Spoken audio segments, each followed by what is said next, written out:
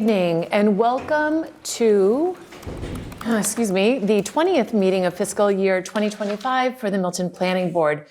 At this time, I would like to now call the meeting to order and begin with the introductions of the board and our staff. If you'd like to begin. Maggie Oldfield, member. Cheryl Tagaya, secretary. Jim Davis, member. Sean Fahey, member. And Meredith Hall, serving as chair. The first item is to start with our administrative items. We have two sets of minutes, which... Staff. And the staff, yes. Julia. Or Cheyenne, actually, you're here with us?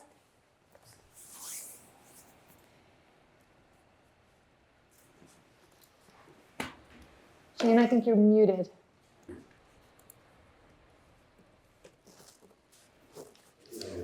Okay, Julia? Julia's with us. We do have Cheyenne on, our assistant town planner, and hopefully Julia will be able to join us. We were having some technical difficulties, so hopefully Cheyenne, you'll be able to unmute yourself and say hello. Oh, yeah. Cheyenne?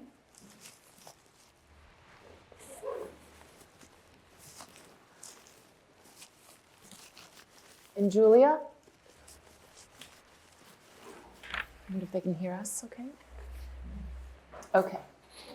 Well, we do have Cheyenne and Julia. Can they hear us? And hopefully they can, We can't hear them, Hear so us. we should ask Milton Access. I can get her. Okay. I can get her. I wonder if our volume is off on the TV. But if they speak, we need to be able to hear them. and she's muted, Julia is off, but everyone needs to be able to hear. You can turn video on. Oh, click join audio there at the end and the video.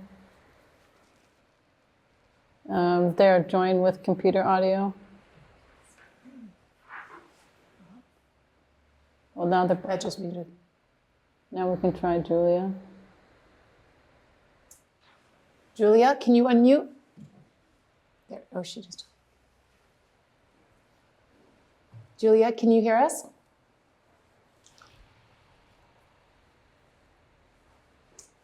They did say they were having some technical difficulties, so possibly in the TV. If you're watching, maybe you can come assist us while we move forward. I do want to have a report from. Yes, we're. Okay. I have no clue. That's probably on there. We did sound test earlier, and it's fine. All right. You're getting everything okay? Right. I can go through and see if I can see it myself. Yeah, we just tried to.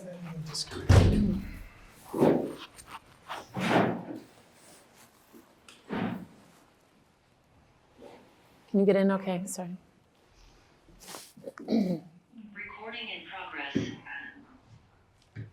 Mic test. I can hear you. Superb. Now we have. Could she hear us speaking? And can we hear her? I think it's just the volume on this TV, like Maggie suggested. See, this is the problem. Okay, hold on now. People use this and then they don't disconnect it. Aha.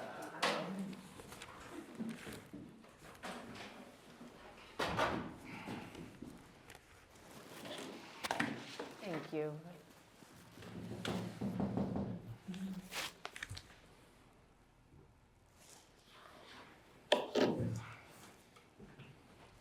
Okay, Cheyenne? Yes.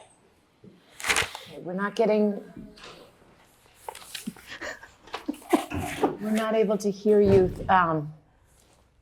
online. Julia? You can hear us, Cheyenne? What if we turn up our one of us turn up our computers? For now, that there might be. Yeah, Cheyenne, tell them I'm here if you can. Okay, Julia. I'm here. I don't know if There you they go. can hear me. Cool. There we go. Okay. But only in the room. I We're only getting on- audio on the computer, but not. But we're getting feedback. Only one person on the computer can have their audio on, Yeah. or you're gonna get feedback.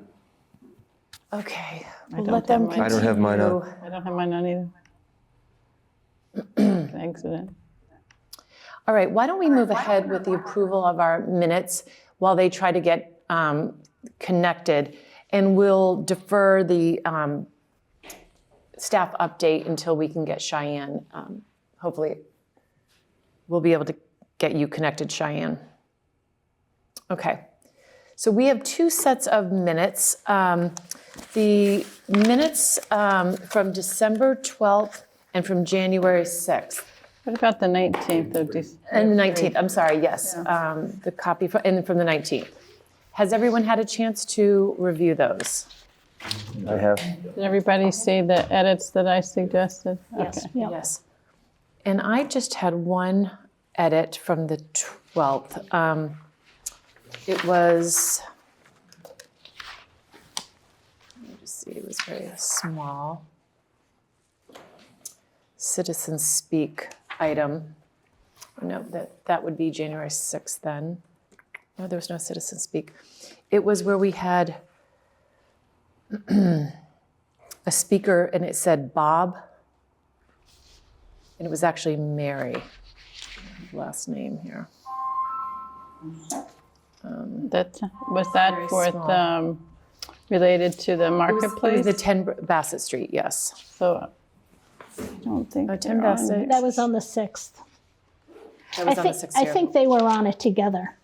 if I Okay, recall. yeah, it said, but it referred to she. I think it was his, she was on his computer. But let me see. On the first page of the 6th, second to bottom. Yeah.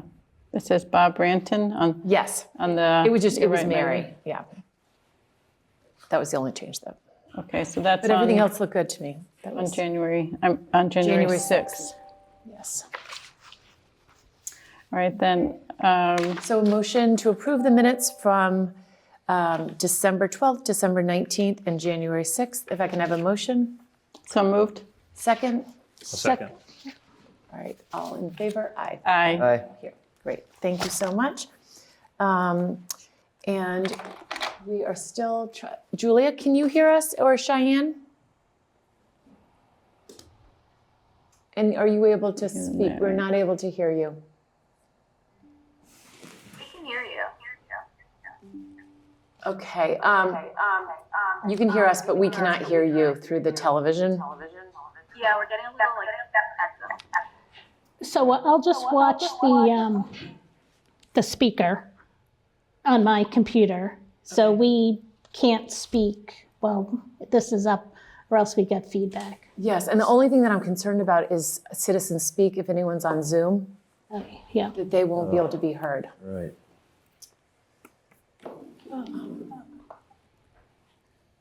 They'll be able to be heard through the computer, right? Yeah, if you can hold a microphone, maybe we should take one of the microphones and hold it. I'll take one for later. I've got coffee. That might be I'll the best take my solution. microphone off. Or borrow one of the microphones when they're speaking. Okay. Okay. So at this time, well, actually, why don't we let Cheyenne, if you have an update, we're going to try to improvise here and provide a microphone up to the computer. Okay. Cheyenne, can you grab one of the microphones up there? And hopefully that will amplify. Let us know if you can hear us. Okay, Cheyenne, if you could just speak as loudly as possible. Sure, can you hear me? Yes. Okay. So a little bit ago, about half an hour ago, the ADU regulations were published, so we will have that to go off of tonight. We work on that. Zoning articles will be due to the printer on the 29th, so if we would like to get another meeting in sometime early next week, Monday or Tuesday, if we don't get through tonight, we have that option, but 29th is our deadline. And as for Greg and I spoke a little bit about it, and since we have a stacked agenda, we'd like to try and maybe implement a time limit so we can make it through the entire agenda and everybody who wants to speak can speak. So maybe 2 to 3 minutes is sufficient. Great, thank you, Cheyenne. Okay, so with that, we can begin our citizen speak. If there's anyone here who would like to speak on anything, you will have an opportunity, if it's on the agenda, to speak at that time as well. But feel free to join us if you're in the public, and if you'd like to raise your hand if you're on Zoom, and we can call and let you in. Okay, anyone here? Yes, okay, please. Yes. I'd like to speak at the Yes. time it comes later in the agenda Okay, at the MBTA Communities Act. okay, that's great. Anyone else like to speak on something that is not on the agenda, or if you'd like to speak now in advance? Are you seeing any hands up? On Zoom, anyone?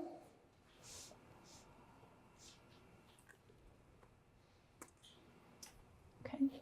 All right, if we don't have any hands up at this time, we can now open our the public hearing for site plan approval, 0 Blue Hill Ave, parcel B-7-5, continued from December 12th, 24. And welcome. If you'd like to introduce yourself and. Yeah, absolutely. Chris Basenden with Viking Development here on 0 Blue Hill Ave. Welcome Yeah, back. thank you. She's just putting me on as a panelist, and I'll pull up the site plans. Great.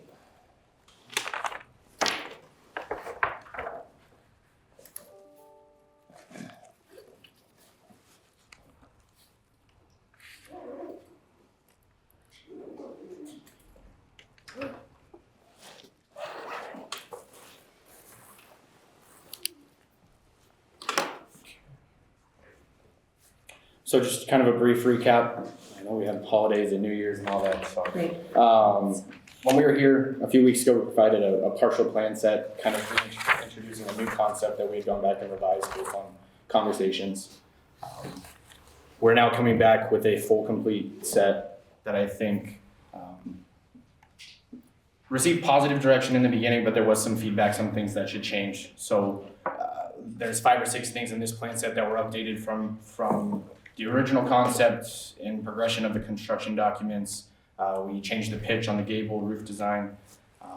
We increased the landscaping with an emphasis on a variety, as well as sort of enhancing that buffer area between the road and the building.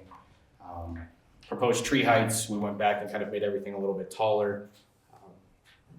Site lighting, we went back and looked at some fixtures with a little more character that had been previously approved by you guys. And then the last one was tree preservation. We added a little more detail call outs on exactly how those trees kind of outside the limit of disturbance, but within sort of that area that could be disturbed, how they would protect those. All of those changes also maintained the limit of disturbance amounts, the earthwork quantities, the tree removal amounts, all of those numbers that we talked about previously in this updated design, those are almost identical, small changes. So hopefully you guys had a chance to review. We have the full design team here. Architect is on virtually. Happy to answer any questions. Great. Any questions from the board? I think it would be nice to walk through sort of the new elevations and Sure. take a look through to see particularly the roof line changes there.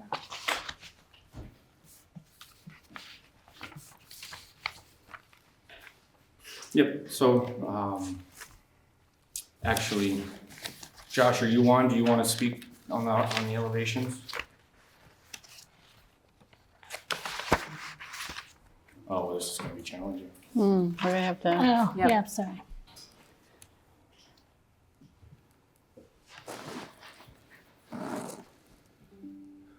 Okay. Can you hear me now? Yes. Yes.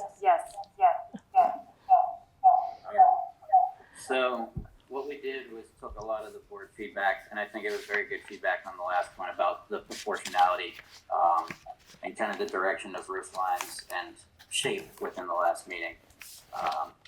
One of the comments was that, and I think we played it a little bit safe on the last one, that we were allowed to use the mean grade of the building per your zoning code, and kind of looking at that and how it could affect our roof line, took the direction to do so. With the mean grade in mind, it allows us to have a maximum building height of 41'6", which is still under the planning board regulations for 35 feet. So when we do that, we took our original roof line, which was just about 5/12 in a lot of the cases, and pulled that up to 8/12, which was much more consistent with the kind of residential design that was mentioned in the last meeting. Another change we made roof line wise was pulled up the larger and straight roof line that you see kind of majorly across the front elevation here, and pulled that up with the gabled ends on each side in order to give it more of a kind of uniform feel, something more typical of what we would expect in this case. So really in looking at those and how that design proportion works together, I think that was the large feedback that we took from the last meeting, as well as looking at the tone of the gray and being able to use that in maybe a less impactful way than what we had the last time. Any questions so far?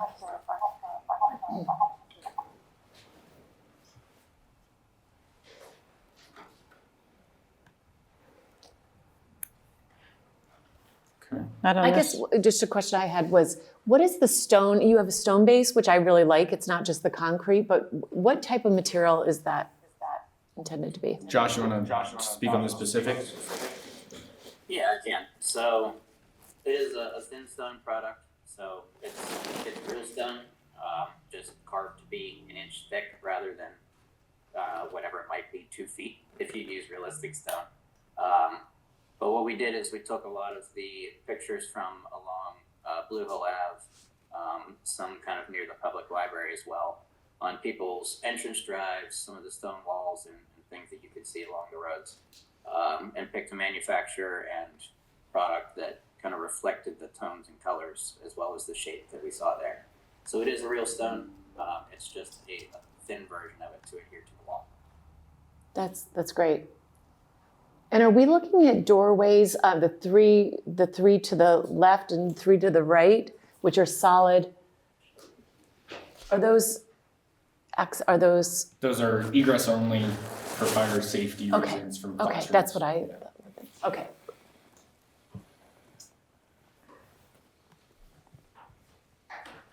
Any other questions so far? And what color is the stone?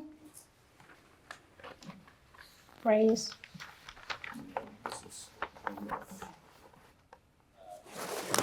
Manufacturer's website.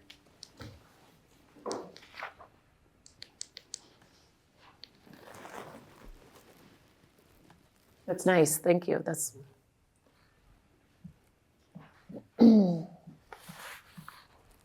So I love it.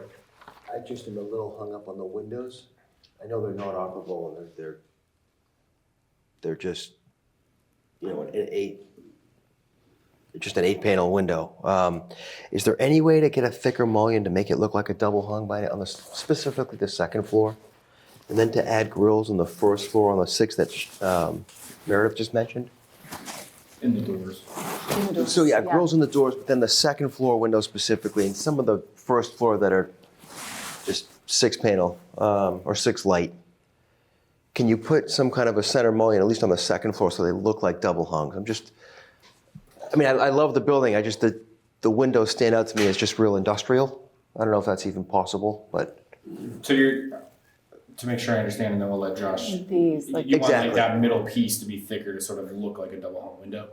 Something like And that. then you want them all to be somewhat symmetrical and the same on that top, because you have the six Yeah, light. because I and think eight then light. you'd have to do the same on the ends. Yeah, I kind of don't mind the prairie style on the ends as much, but because it's something different. But I think I went by the Wood Road facility, and you have windows similar to the prairie style in that building, right? But they just look big and industrial and fixed. And if there was a way to Yeah, hide that, Josh, do we have the same detail in the windows at the Braintree School? I think this is unique to this school. Same window system, the exact same buttons that are within the window. Yeah. So what you're seeing at the Wood Road School is identical to this, Right. just with additional buttons inside to break it up a little bit further. So the Braintree one didn't have as many. It was more of just a clear window like those doors. Right, and I'm trying to get away from that and get something that looks more double hung. That's. I can certainly look at it. I'm not entirely sure what the manufacturer's specific requirements are for what they would put inside the window, for what size they would be. We definitely have the flexibility to do something similar to it. I just don't know, and I could be wrong, I don't know how realistic those internal buttons would look for kind of what design you're after. Well, what if we took these two out? The top and the bottom, leaving you only in the middle to look more like a double hung window. Yeah. And keeping a contrast with, like you said, the ones on the ends. Right, they're kind of opposite. Yeah, that wouldn't be bad. So it's a 2/2. Yeah, we can certainly break it up for like a casement double hung window. But then you would almost have to do that seam. Yeah. Because we've got 6 here, so we'd probably match it on those.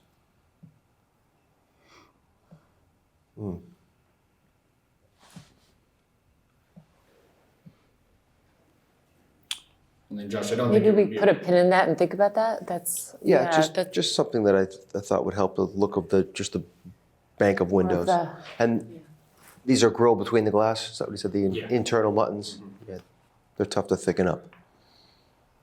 Laminated between the two panels. Yeah, I think it's going for that sort of a modern farmhouse look, almost, where you're like more old schoolhouse look. Yeah, just a double hung would look so much nicer. Once again, other I than do that, like I the love it. idea of breaking up the doors at least. Yeah, those are. The solid glass doors. That's possible, and the front door maybe. And what is the material on above the windows? That little gold stripe. The gold stripe that you're looking at there is just another hardy panel. So similar to the trim that would be around the rest of the building. Whether you use a colored siding board like you would see sometimes, they usually trim it out in a white around the rest of the building. It's just a wood tone of it that's slightly recessed to add a little bit of variation and tie into the stone base below. Okay. Okay.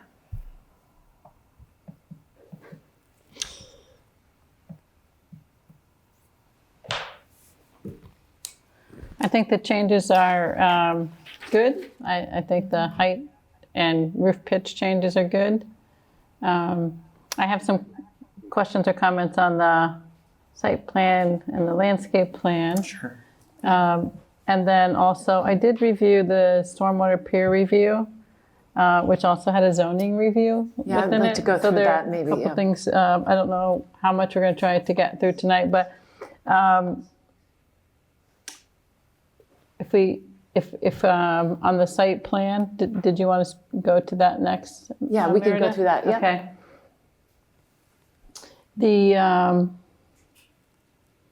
If we could go to the grading plan.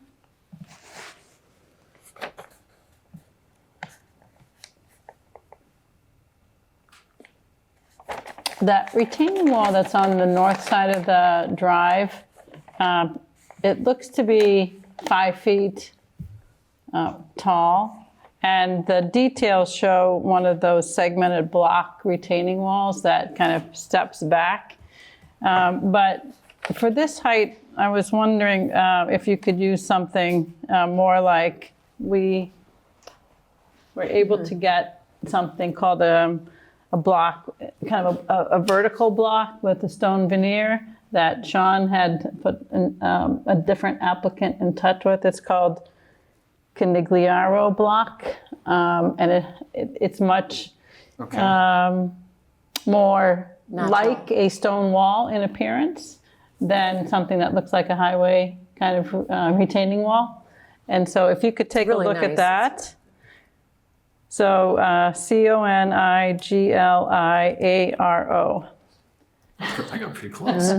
Block with stone veneer. And that's Okay. different than the retaining wall that we had talked about last time you had mentioned. It is. So the retaining wall that I suggested was the one that was used on, Kyle Hornish used it on his development in the front of Edge, is it Pleasant, I think at that point? You know, the 5 houses that are real big. And that came pre-manufactured, like 2 foot by 8 foot, and it was a really nice stone veneer. So locally that's another one sourced. to look at. And So that's either a one. wall that we would certainly consider an option like that, whether it's your product, I'll look into this one. Yeah, either one that has Yeah. a true stone veneer to it. The backup that is suitable for your retention needs. Yeah, And then, That email, I could try to find it. Did you? I You have have it. it? Okay, good. I we were Sorry, using Cheryl. it somewhere else, Yeah, so no I'm problem. familiar. Okay, good. and then can you go to the layout plan, which was the plan before the grading plan, I think? Who's managing this? Oh, you are, Chris. Okay, yeah. All right. So I was, again, we recently reviewed a memory care facility on Highland Street where at the entrance drive, we requested a cobblestone kind of apron. So to kind of have the entrance stand out a little bit. And so I think it was 25 feet in, and then it would just continued on with asphalt. You look like you have a puzzled look. I'm just thinking how that would be constructed in, so it's just a cobblestone 25-foot approach, basically. Just have a better appearance from the road. Right. Yeah, okay. And then I noticed that it's precast concrete curb. And I think there too, we asked for granite up a certain distance. The distance up, I'm not recalling, but maybe here it would be up to where the turn is, and then it can switch to, Right at this point. yeah, or even a little bit further. Yeah. I'd be happy to match it to the cobblestone. Yeah, just again, curb. to kind of If we're provide looking Yeah. at it from a visual perspective, Right. let's match Because it's it. still Okay. residential. Right. Yeah. So let me, and then when grading you, wise, let me look at it, make sure there's no steepness that's going to be a trouble, tying in that area, looking at how that comes Right, together, make right. sure there's drainage. and while, I mean, while we're looking at this, but it's a note that's in the Horsley Witten group peer review.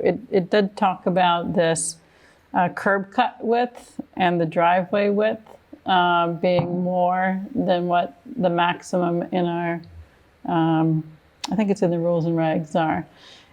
So that the rules and regs are for a curb cut of 32 feet, and this is proposed at 56. And then the driveway width at 24 feet, and this is proposed at 26.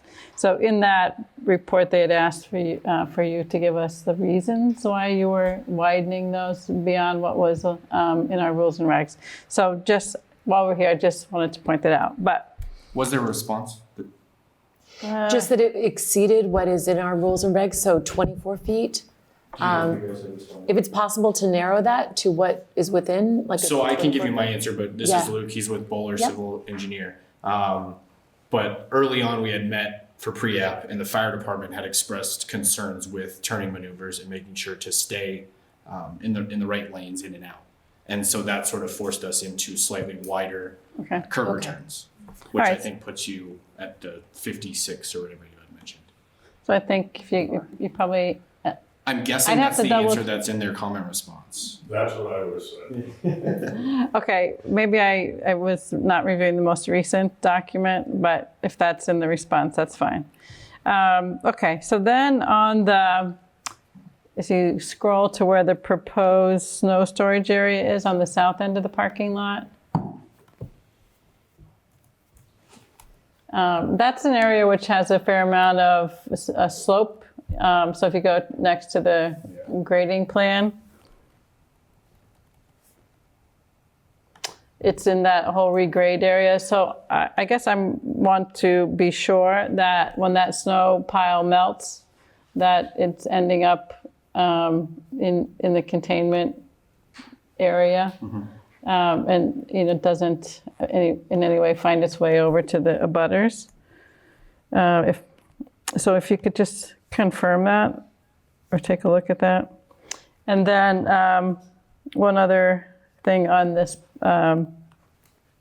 layout plan, given the slope of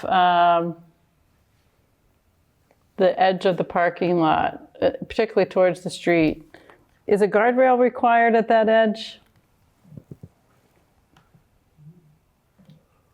What was the question? Is a guardrail required given the slope down? So if somebody goes straight and they go beyond the edge of the... It's not required, Okay. and for the record, Luke, this stuff will forward. I think you I actually... guess you should come up here. Introduce yourself. Welcome. Yeah, generally, it's not required. You have the curb, and then it may look like an extreme slope. It's fairly gradual, all said and done. It's something, if it was requested, certainly, but not something we would typically put in on an application like this. Okay. And then I guess while you're here with us, back to that stormwater report. There was a comment about a steep slope, and I think it was comment under 2F. I don't know if we have that handy. Do you have that? The peer review? I have to go back and see which one I was looking at. Pull it up.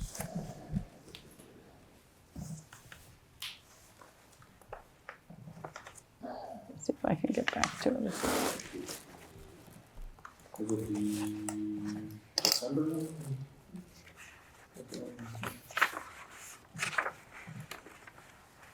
Let's see. December 3rd, yeah. Yes. So 2F. I'll try and get to it too.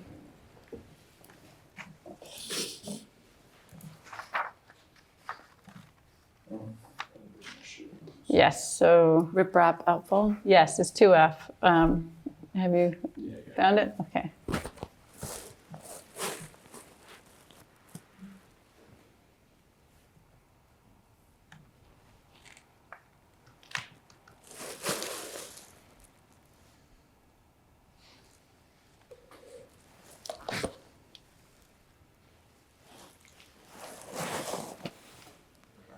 I believe that's been modified to a 3-to-1, but we can confirm that and make certain that it meets that requirement. And can you go back to the site plan and point out where that is? Yeah, so, Okay. Luke, correct me if I'm wrong, but I assume that's talking about this area up in this middle. We'll get there, hold on, that right there. What's the purpose of that? That's the comment was referring to that area. I was just asking. He's referring to the riprap outfall. If you go back to the plan, and you might have been circling the same thing versus just the. And let's keep in mind that these comments were made pre-design revisions. Correct. Okay.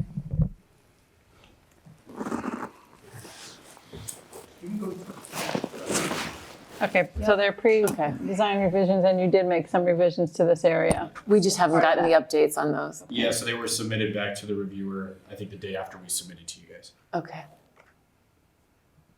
So we'll just need to get that from Horsley Witten.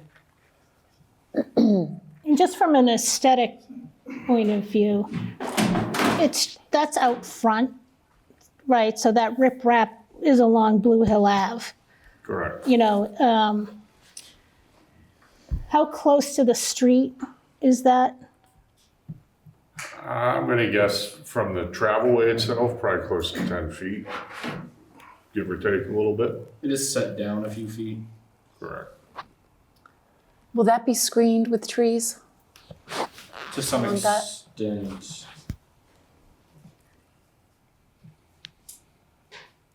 So again, the concern is we're in a residential neighborhood, so we want as much tree coverage as possible.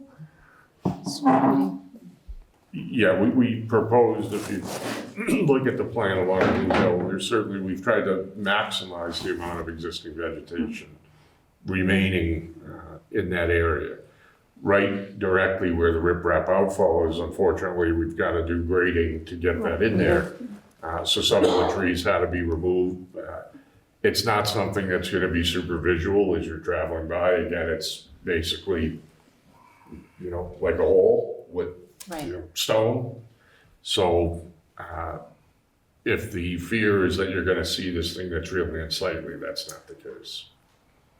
And So I think of Walcott Woods did a really nice job when you drive in, and they have a retention basin there, and they did some pine tree screening, which is really softened that, and your eye does not go to that, you don't notice it. So any sort of additional screening that might be helpful to add, because you will have to take out some trees to get that in. so maybe a modification to the landscape plan there a bit. We can look at just extending this a few feet to Yeah. screen the riprap, match that level of disturbance. That would be great, yeah. I don't think we're removing anything in that area. It doesn't look like we're regrading anything in that area. No, that's the limit of work. Right. You can see the limit of work, so. So it couldn't be a grass swale at all. It has to be a stone. Yeah, because that's the outfall, so what we want to do is we want to try and eliminate scour, because if we don't have something there and you've got the water coming from the opposite side of the driveway, it'll wash out. So that's designed to dissipate the velocity of the flow as it comes out of that pipe. So ultimately, it's there to basically keep that area from just washing out over time. Okay. And I think limiting the disturbance is good, but I think, if you have to adjust it slightly to get additional landscaping, and I think that we would be happy with that. While we're on the landscape plan, let me go back. So the two abutting properties on the north and south, that tree cover, does that provide is there undergrowth as well? Like where you're providing here, like that material, I'm wondering, Maggie, you might want to comment here too, whether some disperse amongst the existing trees, so it's not all like new and existing with such a kind of defined line, if it would look more natural that way? Yeah, definitely having a staggered landscape is more natural. And according to your landscape plan, I do appreciate how you gone up in size on your trees, 12 to 14 feet, 2.5 to, I think, 3-inch caliper. And I think it's a nice mix of plant material, deciduous trees and evergreens, but just be cognizant of doing a more natural layered look and not a straight line.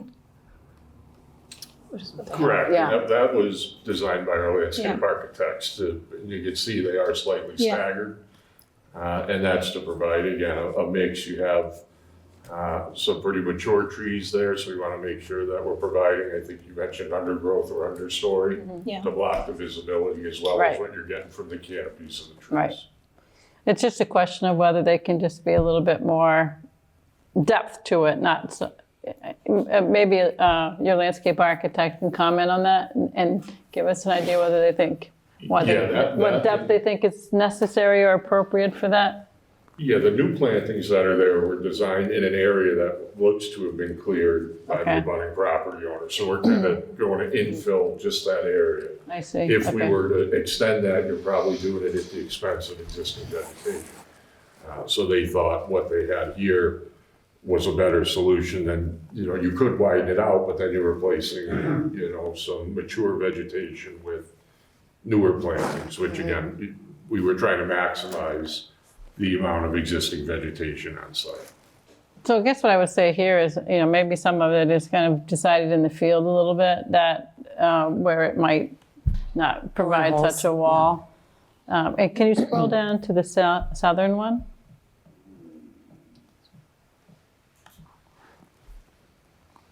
Well, here it's a little more dispersed because of the configuration of the property, and we did hear from that abutter at our last meeting.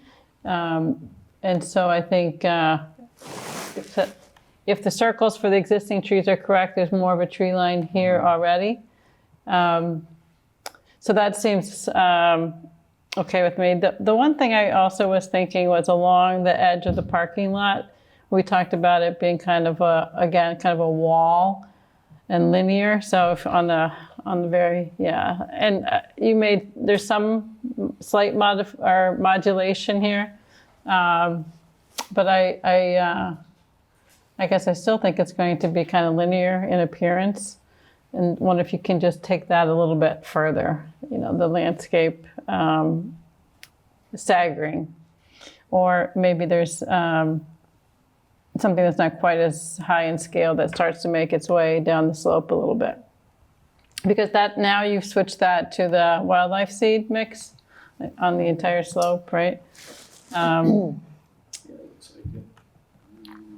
Which I don't think you haven't, I think you were only doing like 2 pounds of wildflower seed mix for 1,700 square feet. I think you need to go a little bit heavier on that. Certainly we'll talk to the landscape team, but again, that's what they do. Yeah. We could certainly ask if they think additional cover is necessary. So I'm afraid it's just going to wash out, because it is on a slope, and you have a better, it'll probably take better earlier if you go heavier. Yeah, we'll certainly bring that up to them, absolutely. And then if you scroll back over to the plan, I was looking at the trees. It's nice to get shade in the parking lot so that we cut down on heat island effect. And so I was wondering about the species that's specified, and I think it's a shade tree, but does it provide as large a diameter, I guess, as some other shade trees? So maybe either Maggie can comment on that or your landscape architect, but also adding one in the island, or the peninsula on the right hand, right, exactly. And then whether is any place along this edge where there can be a shade tree or a couple of shade trees along the edges, so that we can get some shade onto the impervious surface. And I think in our site plan approval we're trying to do, was every 5 spaces we wanted a shade tree. So I was wondering why, if that island on the right,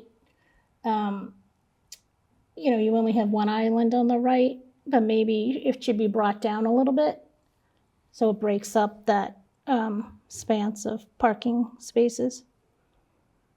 Yeah, I'm guessing it was a symmetry thing with the one in the center. Which gets to the question of another comment that was made in that Horsley Witten peer review was 57 parking spaces when 27 are required. And so, again, We're down to 46. It was down to 46. Down to 46 But now. it was still, I think, 23 was required. I had a question about that too. So I was wondering why you needed the extra and if it could be reduced at all, and then maybe you could, do another island. Yeah, I think looking at this based on the comment you just made about the placement of the island, we could probably remove, another 2 there directly across from the enclosure. Yeah, kind of leave that island where it is, but it now centers the one that you were. That would be nice. Yeah. But I do think operationally, we are landing in a place of where we like to see our schools, just to make sure that we are appropriately parked for the operation, the drop off, pickup, all of that. You guys are low in terms of your parking standards to what we're typically used to seeing. I'm usually arguing the other way. So I like to hear that. I'm willing to work with you on that, but there is a point here where the 23 just doesn't work for our operation. And it's 46 now? Yeah. Okay.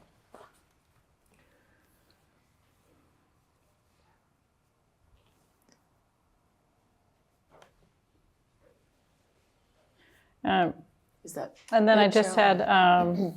had, on the lighting plan, thank you for taking a look at the different fixture Yeah, could you go to specifications. that? Yeah, so Could you let's go to that? quickly Yeah, go to that would be yeah. great. And thank you for bringing that up, because that's usually on my checklist too, so I appreciate that.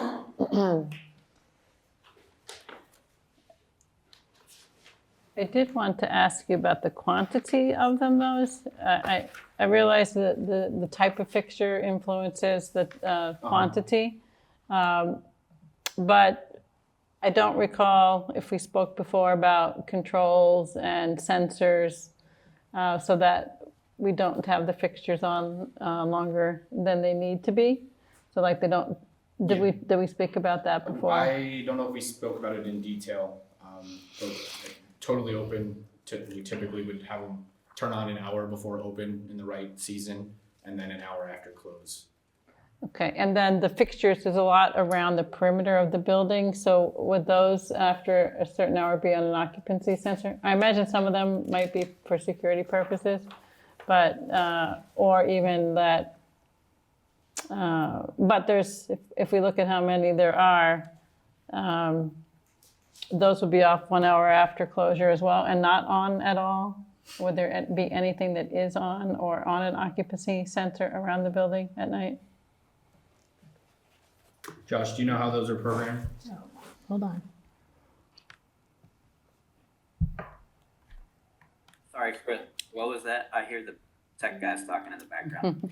I was going to say, can you, the tech, the public can hear everything the MATV is saying? So I don't know if they can hear us, but they should maybe find a way to mute themselves. Okay. Sorry, go ahead. Do you mind repeating the question? The whether there's security lighting that would be tied to motion sensors around the perimeter of the building that would be building mounted? Or would all of these lights just be off at I don't 1 think they hour can after hear us. closure? We can hear you now. I can hear you. I think it must just be the people on Zoom. Yeah, I'm Julia. I'm the Wait, so now clerk they, here. Okay. Yeah, so I guess the question I would have, are those mounted like sconce lights, or are those, yeah, so. are they decorative? Are they, because I was didn't see hoping- those on the plan. Yeah, so typically, they are like a gooseneck light. You may have Okay. seen them if you went by the Wood Road site. I don't believe they're like a wall pack light. There's a detail on the next page. Yeah. Is there? For Yeah, that would for be the great. building one? For both, yeah, the wall sconce is on the right top, I believe. This, Yeah, so I think this is all related to the new site lights that we put in the parking lot. I don't believe we have a detail on here for the building lighting.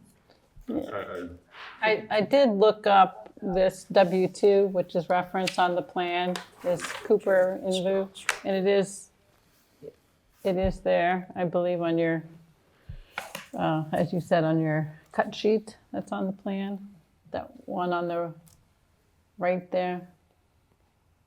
This guy here. Yeah. Look, it's very similar. If that's not it, it's very Right, close. it's very close, right.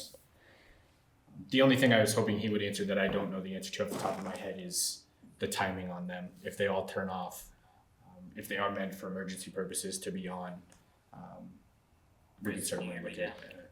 So if they're on for emergency purposes or security purposes, it'd be great for them to be at a low level. Yeah. And then they get tripped up Yeah. at a higher level with movement or Right. something of that nature, just so that it has a more residential level of lighting than a commercial level of lighting. Okay, When you're not now, in operation. Yeah. now you can answer the question, Josh.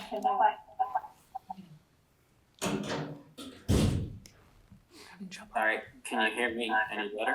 We can. we can't hear Okay, anyone I on Zoom think through I the heard the TV. question, but the tech guys were talking, so if I missed it, I apologize. It was about exterior lighting timing, correct? Yes. The public. Okay. We can't. So that can be configured in a way that we will provide battery backup power and motion sensors on all exterior lighting attached to the building. that can obviously still be put on a timer to work on whatever system we want. So if we want to say lights turn off at 7 p.m., 8 p.m., whatever it might be. After that point in time, we can control whether they're dimmed as a standard and then would just go to full power when motion activated, or we can have them off completely, and then if motion activates, we can go to whatever value is determined, whether that's 50% power or 100%, whatever it might be. That's cool. Okay, great. Okay. So there's a total, so all of those lights that we were looking at were all wall-mounted, basically sconces. We had another school that recently opened, and off the playground had a bright blue light that seems to stay on. You don't have any emergency lights or things that would stay on all night that might affect the neighbors that you know of? They will not have emergency light fixtures on this, so we do use the sconces as battery backup fixtures in most cases. Great. So they will act as our emergency lights, but we do not have any specific wall packs that you would be referring to. Great, okay. Yeah, it was an issue at another property, so thank you, that's great. I had a question regarding around the playground. Do you have a detailing for the fencing that you'll have around the playground area Yeah. that you could maybe? Let's see here. Did they have, it might have had it. I thought it was vinyl. That's what I. No, so Was that around the playground should be an ornamental fence. Okay, great. Likely black. Okay, nice. I think I had submitted a cut sheet at one point. Okay, Let's see if it comes. that hasn't. Right. If you had that, just to confirm that that's what will be. Yeah, so it'll look something like this. Great. Okay. That'll look very nice. And one of the questions that I had was, as it's a residential neighborhood, it is a busy road, but you're surrounded by residential properties on all sides. Signage is something that's really important. And I don't know what you're looking at currently, but what would be really nice to connect with your lighting as you approach the granite curb is to do something that is either mounted on granite, but has sort of a gooseneck lighting that's pointed downward rather than internally illuminated, which gives more of a commercial. So something that would cast light in a downward, obviously we need to light your sign, we need to make it visible. But recognizing that it is a residential neighborhood, it would be nice to tie in the gooseneck, sort of a lighting, and maybe, and I like this sort of the base, what you have is, looks like we would just sort find of a way stone. to externally illuminate with a downlight of some kind. Exactly, that's what, I think that would look really nice for the neighbors. Yeah. And passing by and fitting into sort of the town. Okay. Yep, that would be, if you could maybe give some more detail on that in the future, that'd be great. Okay, any other questions so far? No. No, I guess we'll be just looking for sort of an update from Horsley Witten, Cheyenne. You know, if you could find out, because you obviously responded to them and we just haven't seen the new updated responses. So we'd like to see that. But I just want to say thank you so much for, you really, the project is looking really good. I think we'll want to see maybe a construction management plan, as it is, a busy road with trucks and vehicles, how you'll be looking at that. Having sort of a protection on the do not disturb buffer zone with the trees from the neighbors to make sure that that's either fenced off, but somehow those trees are protected during construction, would be helpful to see. Have you submitted a construction plan, a construction management plan? Well, and that's what I want to, that's sort of where I'm going. We have an erosion and sediment control plan that talks about, how to protect inlets, how to slow down runoff, all of that. Right. What additionally are we looking for that isn't kind of captured in those plan sets from a means and methods perspective? Something is like, you look at a vehicle that exits a construction site, that the wheelbase or the tires that there's a cleaning system so that the mud's not Yeah, taken we, into the So street. that's shown That's there. shown there? Yeah, you've got Okay. your- stabilized construction entrance in and Okay, out. great. And I know that right now on Randolph Ave, Route 28, there's a big 40B being built. And I know the neighbors have really been concerned with the dust. We've had a lot of high winds and it was dry in the fall. So it's been very, very dusty and they were not on top of their plan. So just making sure that the dust is Sure. controlled. Yeah, and that's identified in the erosion and sediment control too. Typically, they'll spray, dusty areas or areas that are exposed that have dirt. They'll spray them usually once or twice a day to make sure that they're minimizing dust. You're not going to control dust 100%, but it's outlined how to do that on the plan. And then the tree protection, is that outlined on that plan as well? I'm trying to find that.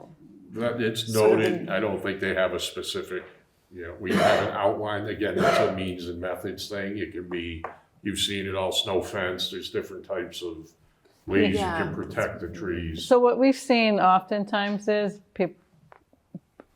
we hear that there's going to be protection, and then we go by the site and we see equipment stored right up against the trunk of the tree, or we see material stored there, heavy equipment, and it has a long-term effect on the health of the tree. So we've had where it's a fence that is at the drip line of the tree, that nothing can be stored within that drip line. Yeah, and that's usually, I can't say it's never happened because you've seen it happen. I mean, generally, you're gonna have the silt fence that will ring the property. You'll also have usually construction fence. And then I know in this particular instance, we've noted on the tree removal plan, any trees that are close to the limit of work will be protected. And again, that's in addition to all the other safeguards we have in place to make sure that construction happens where we want it, which is interior to the site, and you don't get that construction creep outside. What sheet is this that you've got up This there? is on the demo sheet. Okay, which I is think we number... changed it to, yeah, Give or take. demo and second to third. existing condition, demo and tree protection plan as well. Right. Okay. All right, great, thanks. It may be, it's Luke, right? Is it Luke? It may be that a lot of the type of questions that are related to that are already embedded. Sometimes when they're collected into just a simple document, it's a lot easier for everybody to understand what the construction management practices will be, and it's all the things that if this were going on next to your house, you'd care about. What time does construction traffic start? When does construction traffic stop? When do machines start in the morning? Do you know what I mean? Things of that nature. Yeah, if you're looking for that, I think you're talking two separate things. I mean, right now, I'm guessing you don't have a contractor chosen. No. But a contractor can certainly provide you, well, again, let me step back. I'm sure the town has construction hours that will limit when they can start, when they can stop. They can't work on holidays, certain holidays. As far as the trucks and, how they're gonna sequence things, I'm sure the contractor can provide that at some point once a contractor's chosen. As far as how the site will be prepped so that you're not getting soil erosion and sediment migration and dirt on the road because of trucks and dust, that's all outlined in that soil erosion and sediment control plan. Yeah. So I think, one, we've provided. The second half of what you're looking for might be a stay tuned. They can get you that once a contract. Yeah, let's not forget, Public Works is involved. There's an NPDES permit that covers this. We likely have a pre-construction meeting where this is all Absolutely. identified, placed, confirmed before they put a shovel in the ground. So, to Sean's point, a lot of it's in here. And when we meet to start construction, there's going to be someone who makes sure these are in place. I guess as a board that's responsible for approving a project to move it forward, we need to look after the residents in the town before you leave this particular stage. So I know some of this won't get worked out until there's a contractor in place, but even for those things that can't get worked out, establish what will be worked out, when it will be worked out, and who it gets worked out between. So we recently had a project, the Memory Care Clinic and recognizing that some of the particulars won't get, determined until you do have a site contractor. We created a provision where that site contractor was going to be responsible. I believe they were meeting with maybe the police department, right, just to talk about traffic, to make sure that there was some protection for the residents of the town.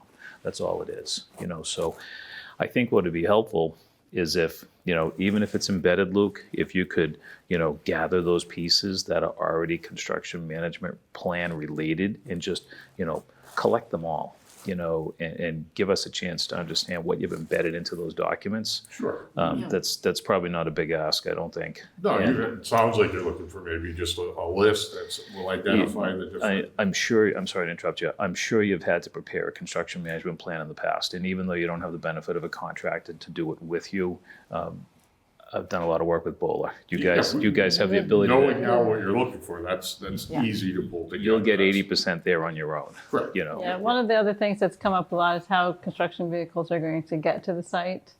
Having a kind of a construction or contractor route. This is a large site, but trying to disturb as little as possible where contractors will park, where their trailers will be, not disturbing more than you need to for this, the portion of the work that you're doing. We've had situations where there's just a lot of challenges with those, all of those things. This site may be a little easier because, as I said, it's got more room. It's not as crowded as some, but those people are very, very concerned about, you have a state roadway here, and the trucks probably get here pretty easily. But if you've identified how they're going to get here and how you manage that. Can I ask if there's a way, I understand where Sean's coming from, I think we can put a list together to give you an idea, but I also think there's an avenue here for a condition that allows us to meet with the contractor, put in this approval, what you guys are worried about, what the concerns are, and make sure that when we meet and start, that these are addressed pre-construction. Coordinating contractor parking, things of that nature, I think there's an aspect of a contractor understanding how they're going to approach a project. Earthwork's gonna be here, there's ledge here, we've gotta do this. They see it differently than the engineers, sorry Luke, but the way it's designed is never the way it's built. So I think there's a benefit to getting the contractor's input and being able to condition it to a sense. Right. Again, back to what Sean said, is these are the things that impact neighbors, like oftentimes And it's we the won't start construction construction phase. without Yeah. it. I'm just trying to find the happy medium. Yes. Maybe Cheyenne could provide with what we did with the memory care, an example for you to sort I of. was gonna ask the same thing. If Yeah, I got an if- example, If you because can reach out to the planning office, to Cheyenne, and Julie can provide what that construction management plan looked like for 111 Highland Street, we can get that to you and you can have a template for, making it appropriate for your project, but that might be helpful. Yeah, because that's my concern is the site is, almost 6.5 acres. So when a contractor comes on, they'll be like, oh, I have all this space. And they're going to end up doing more harm to some of the do not disturb areas. So trying to really limit where they are. And I know you're going to be working in one area and you have trucks here, and we don't want trucks, slowly going up and disturbing the back natural setting that you're keeping. And is there, I'm sorry, and I meant to ask this during the landscape, is there a do not disturb area off of the Blue Hill Ave, the setback? Because I know there's a cleared area, but just how many feet are of the We're leaving. natural tree buffer is It's a good being amount. left? yeah, it varies. That's what I just, As- Yeah. as do you know, get- like 30 feet or? I think it's more than that. As you move kind of south, you can see here.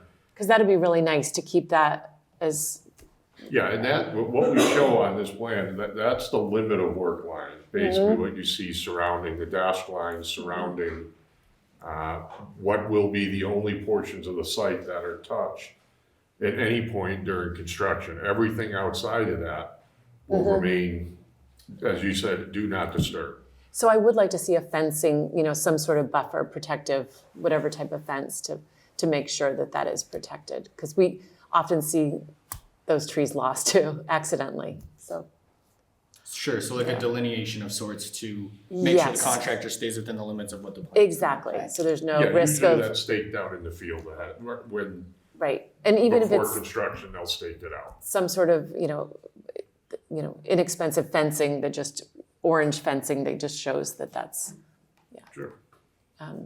vehicles should not be going down there. And just around the playground area, I'm pushing for a mulch playground, natural playground area, as you know. But I don't see any trees. Are there any trees around the playground area to provide shade for the kids when they're out there?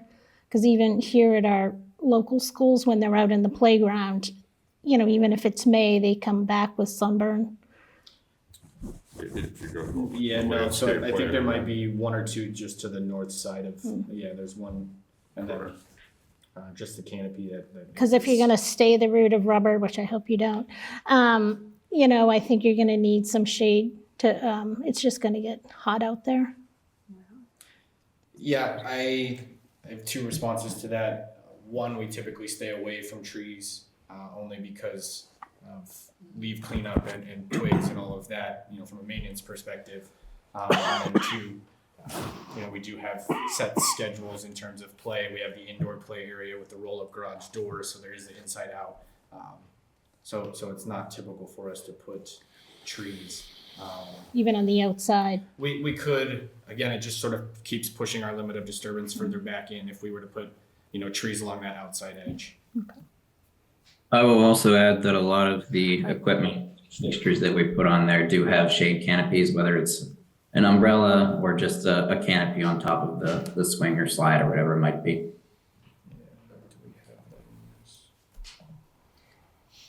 Yeah. So you can see here, these two pieces are covered. And then Josh, I don't know if there's any other pieces in this one that are covered. But also from a teacher perspective, the teachers might not be climbing up under those play structures. So if they're out there. Yeah, so these are like lunch benches. Oh, okay. Yeah. Oh. Okay. And are there any hands up from anyone on Zoom who would like to have any questions while the applicant is here? Not as of now. Okay. I know it's back. Yeah. Good, Cheyenne, we can hear you. Fantastic. Okay. So I think this is a good point tonight, and we appreciate all the work, and I think the next thing will be the construction management plan, and then we'll get an update sort of from our peer reviewer on And where the review requests that we made ourselves here, I think. But I think we're very close now. Yeah. Thank you. Yeah, I'm hoping that if we go back with these items, focused on getting these issues resolved, some of the items, bigger items, larger items we talked about that aren't specific, we'll listen back and try and change it. I'm hopeful we can get there. That's great. And then I just let you know that we did wrap up traffic peer review. That wasn't mentioned at any point, so. Yeah, I was going to mention that too. That's great. Yeah. So when do you think the next, 2 weeks, Luke? 2 weeks. Yeah, that think might you can be. do the it's February 3 weeks. Yeah, I think it's 3 3 weeks. weeks? Right, So- February 13th is what Cheyenne and I had talked about as the next one. The 13th. Okay. Yeah, Yep. we'll figure out a way. Okay. Okay. I don't All think right. there's much in the way of site plan changes. And that's, I think, Horsley Witten, the peer review, I think we could have that done by then. A lot of the comments from the previous design were still applicable, so I think that's in a good spot. Agreed. One thing I also want to say is thank you for getting materials to us a week in advance of our meetings. It's really helpful and very responsive to the things we've asked for and Sure. what you get to us. So thank you for that. In approaching this next meeting, is there any benefit if I share things like construction management ahead of time? Absolutely, that'd be great. Okay. Yeah. Sure. And again, we can provide that template for you, whatever you need for. Yeah, I'll certainly connect with Cheyenne and try and see what we Great. have. Well, even taking some of your text boxes out of your, the big, on your plans, taking the list of trees off of your plan and just putting it in you know, a Word doc is even helpful. Because A list of tree list. yeah, because looking at a big plan and then, you know, just looking in the, A plant list is what you're looking for? yeah, That's on the plan. correct, it's on the plan, but putting it on just a Word doc might be a little bit helpful. You It's talked, just a hassle to read the plan and then just scroll over and zoom it up. Yes. And then, if you had a 2x3 in front of you, it'd be great.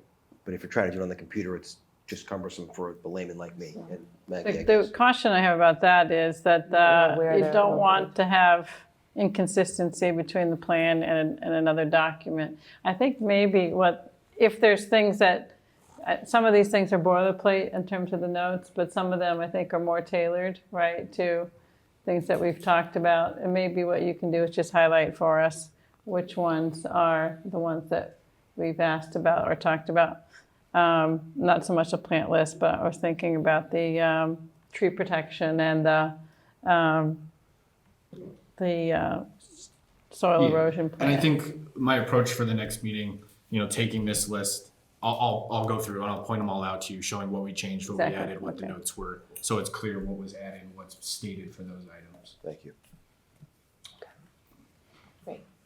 All right, so with that, I would entertain a motion to move the 0 Blue Hill Ave public hearing to, let's say, we do have MAPC coming, so maybe we should say, and we told Josh we could put him on early in the evening, so should we say an 8 p.m.? Or 7:30? 7:30, just in case, so. Okay, so I'll make a motion to continue the site plan approval public hearing for 0 Blue Hill Ave to February 13th at 7:30 p.m. Second. All in favor? Aye. Aye. Great, thank you so much. Thank We'll you. See you on the 13th, Have a that's nice great. night. Yeah, Thank you. thank you. Thank you. Okay, so now at this time, we can reopen special permit site plan approval for Thayer Nursery, continued from December 19th. You can recuse yourself, and we'll welcome the team to come up here. Was there anything you wanted me to read? Or Maggie, Maggie, anything you want Meredith to is read? there anything, or does Marion have everything that you would? I think Josh has. should Or have, Josh has, whatever. okay, sorry, whatever. Okay, I didn't know if there were any materials that needed to be left or, okay, I great. think, yeah, we'll And explain. We have a really full agenda for tonight, which I apologize to everybody, but we are packed. So what I thought you could do, if you could, Marion, is, because we spend a lot of time, going through sort of a lot of the application, and I thought if you could just give sort of a brief summary of where you are. I would love to do, if you could do it in 10 minutes, and then I would love to give, or 15 minutes, I would love to give the public opportunity a 15 minutes as well, and then let you close, and then give discussion time. So just to keep us on, and so please feel free to go ahead. It's been a while since we met, and we needed some time because the planning board asked for a more detailed review of existing conditions at Thayer Nursery.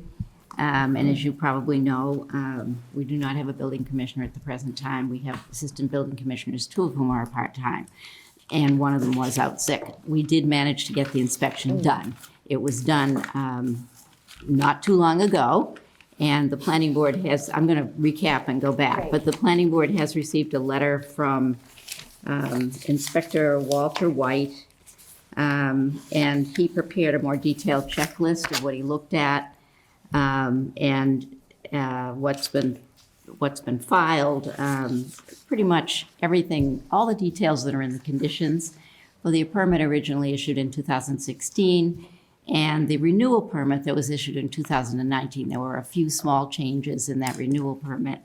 So it looks like whatever he's reviewed here is reflective of the conditions in each of those two permits. So now to go back to what the application actually is, as you know, the permit deadline, renewal deadline was in September. The Oldfields missed that deadline. Mrs. Oldfield died earlier this year. There's lots of reasons, but they were very apologetic, but they just didn't get it in on time. So they're filing this as a new special permit application. However, they're filing it on exactly the same terms as their current approved special permit and renewal permit. There is no change to anything in the operation or the way the site is laid out, the general ownership. The permit being applied for is exactly the same permit that's been approved by the land court and the appeals court in litigation with all of the same conditions. The applicants are Josh and Maggie Oldfield now. It doesn't include their nursery corporation as a recipient of the permit, although these decisions did determine that Maggie and Josh, can use their nursery corporation to operate their business. So the application was filed by the Oldfields. I'm really here kind of to help because I was here through all the appeal process and I'm familiar with the details of this permit. Josh spoke to you last time at length and explained his current operations. He also went into quite a bit of detail about how they operate. If you look, and you should have you all seen the letter from the building inspector? If you look through that letter, you'll see a pretty long list of requirements that were reviewed as part of this inspection. As further background, I'll say that the board asked, and there were some questions asked at the last hearing, as I recall, about, well, what files are there at the building department about complaints? Is there anything more than what we have in front of us? And remember, at that point, you had the application, you had a letter from the then building inspector, Joseph Achu, saying that he had visited the site and that it was in compliance with the current terms of its permit. And you had some records, they look pretty limited, of complaints that had been filed since 2019. I went back and discussed those with the inspectors at the building department. Those are accurate records. There is nothing to add to what you had at that time. So I know you asked to go back and see if there were more detailed records of complaints that had been filed and resolved and what had happened with them. There were no records of any complaints. That isn't to say that there might not have been something reported, a concern maybe about the hours of truck deliveries, or I'm just giving you an example, not a complaint I know of, that the procedure for a complaint is that the complaint's reported to the applicants, or it can be directed to the owners. It doesn't have to go to the building department first. But either way, once the owners know about it, they're supposed to address it or explain that they're not in violation for whatever reason they feel that they're not. So there may be communications or exchanges with the building department that you don't see reflected in those records. If it's something like that and it was immediately reconciled and the building department agreed with the applicants, with the owners of the business, you might not see a record of some complaint. But generally speaking, before Joe Prondak left, which was about almost 2 years ago now, but that's since 2019, if there were a complaint filed for Thayer Nursery, of course he reported it to the owners. He generally reported it to me as well because he knew that I had been working with them all throughout this permitting process. So I don't have any records of anything that I had to provide assistance with. There was one complaint filed by neighbors that was pursued in a Board of Appeals case about whether or not Thayer Nursery Corporation could be used by the applicants to operate their business. And the Board of Appeals had a full hearing on that. They reviewed the existing decisions by the Land Court and the Appeals Court, and they determined that that issue had already been determined by the courts, and they didn't need to change anything, and they weren't going to shut down the operation because they were using Thayer Nursery Corporation, shut down the business. So where we are tonight is that we have the inspection letter, which was what you had requested. We don't have a lot of additional information to provide tonight. I believe I received late this afternoon a letter from Attorney Dunn, who had been at the last hearing. I didn't have a chance to review it in too much detail, but it seems as though the letter is going over the requirements that are in the bylaw, the 2016 special permit, and the 2019 renewal. And the point that we want to make over and over again tonight is we are not asking for anything different than what's in those decisions. And we have had an inspection, and the building inspector, who did a very thorough job, I think, has determined that there is nothing that's in violation currently on this site. Any external approvals or licenses that have to be obtained and that sort of thing, this is the time when Thayer Nursery certainly goes back and checks on that. They did talk to the fire department, for example, about whether they needed a separate permit for, I think, their mulch storage. Fire department has determined they don't, primarily because the amount is so small. And then I think they're trying to think what else. Well, licensing for their vehicles is something they do on a regular basis, but their vehicles are licensed as farm vehicles. These are the trucks that are used for the business. And so they're licensed, and Josh may be able to explain that better, but they're licensed as one overall license for all the vehicles together. Those have to be kept up to date, as, just like, I don't know, excise tax records for the rest of us or something, but, there are certain things that you have to do every year. So, Josh, is there anything else you want to add at this point? Anything you've thought of or that's come up? Anything that came up in the inspection? You were there? Yeah, I was with the Walter White, I presume he's the acting building inspector, correct? I don't know if he is or he isn't, but he did the inspection, yeah. So we've had the previous inspection done by the acting building inspector, and even though it wasn't in detail, again, he recommended that our permit be issued. And to me, he's the enforcement officer. We had, since he's left, for whatever reason, we have the next person who the town is having do these inspections, come out and do a thorough inspection. Even though the other inspection was completely thorough, it just wasn't written in a detailed format. Doesn't mean that the inspection wasn't thorough. I walked around with him as well, and I showed him every component of our business. We had our checklist. We pay attention to detail. We're in compliance. There's been no complaints. So, just looking to get up to speed with that permit. And the only thing I would add that I didn't think of before is there are annual written reporting requirements for Thayer Nursery. They're supposed to be in, as of the 2019 special permit, the timing was clarified a little bit. And they're supposed to be in around the beginning of the year, except for snow reports, which are due in April. If they do snow clearing work at Thayer Nursery, supposed to file a separate report about that. So who knows what that will be like. The other reports have all been filed for this past year, for 2024, and the reports for the years before that are all on file with the town. Some of those reports go to the town engineer. The drainage reports go to the town engineer. And if the town engineer wants to come and look at the drainage from time to time, Thayer Nursery is always available to do that. I think that's occurred once or twice. I don't know that it has in the last few months because our town engineer has just been promoted to DPW director. We'll be getting a new town engineer. The one advantage of having these different people go in is that you do have different people looking at the same site, reviewing the permit, looking at the requirements. It's not just one person all the time. After a while, you probably get so used to looking at it, you just don't even want to look at it anymore. But we've had a new building inspector come in the last 3 years, and he has visited the site, and he did do a review for this application process. Then Walter White is a long-term, very experienced part-time building inspector. He's lived in Milton for many years. So he's kind of the opposite. He's been here a long time, but he wasn't necessarily the person doing the inspections in years past. So this, again, may have been a fresh look for him at the operation. So I do think the planning board should feel confident that there's a careful review by the town. The town does look at whether the reports are filed on time, and whether they're filed at all.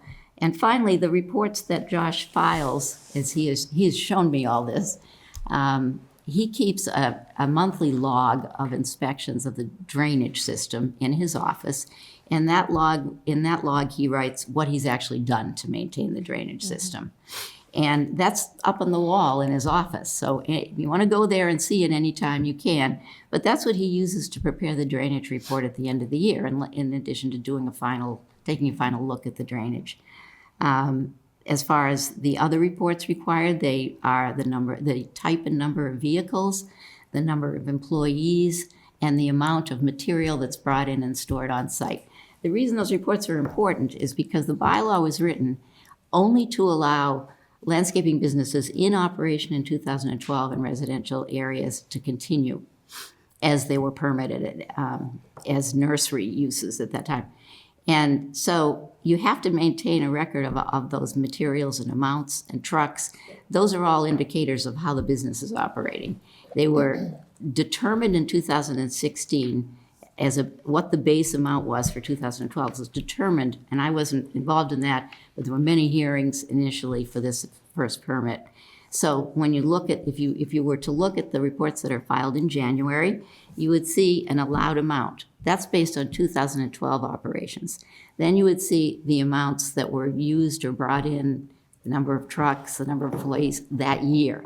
You compare those to the allowed, and of course they can't exceed it. In most cases, what you'll find is that the amounts are less. So the operation isn't blowing up or expanding. It really can't. These are pretty limited permits. They only allow the same operation as occurred before. And then just there are limitations, therefore, to how much can actually happen at this site. If their nursery's landscaping wants to expand, it has to find other places to do it, other places to store equipment. And then finally, as I told you when we met initially, this is a limited permit. It's limited to the Oldfield family and the children of the original Oldfield parents. That's Josh and Maggie. There's nobody else. And so the permit doesn't automatically become eligible for the children of Josh and Maggie or the nieces and nephews of Josh and Maggie. If anything were to be continued by anyone other than Josh and Maggie Oldfield, it would be an entirely new, have to be new zoning. The zoning would not allow it to continue because the original special permits for this nursery use were given to the Oldfield parents only. It was a personal permit as well as a permit limited to the site. That's pretty unique. I don't think the other landscaping businesses in Milton are limited like that. It's because of the neighborhood and very unique historic area where it's located. And the ongoing business does preserve a certain look to this area. There is still the original historic house. There's an historic barn behind it. There's another older house on the site where Josh lives with his family. And then there's the building that's used to manage the business. And then there are all the planting areas.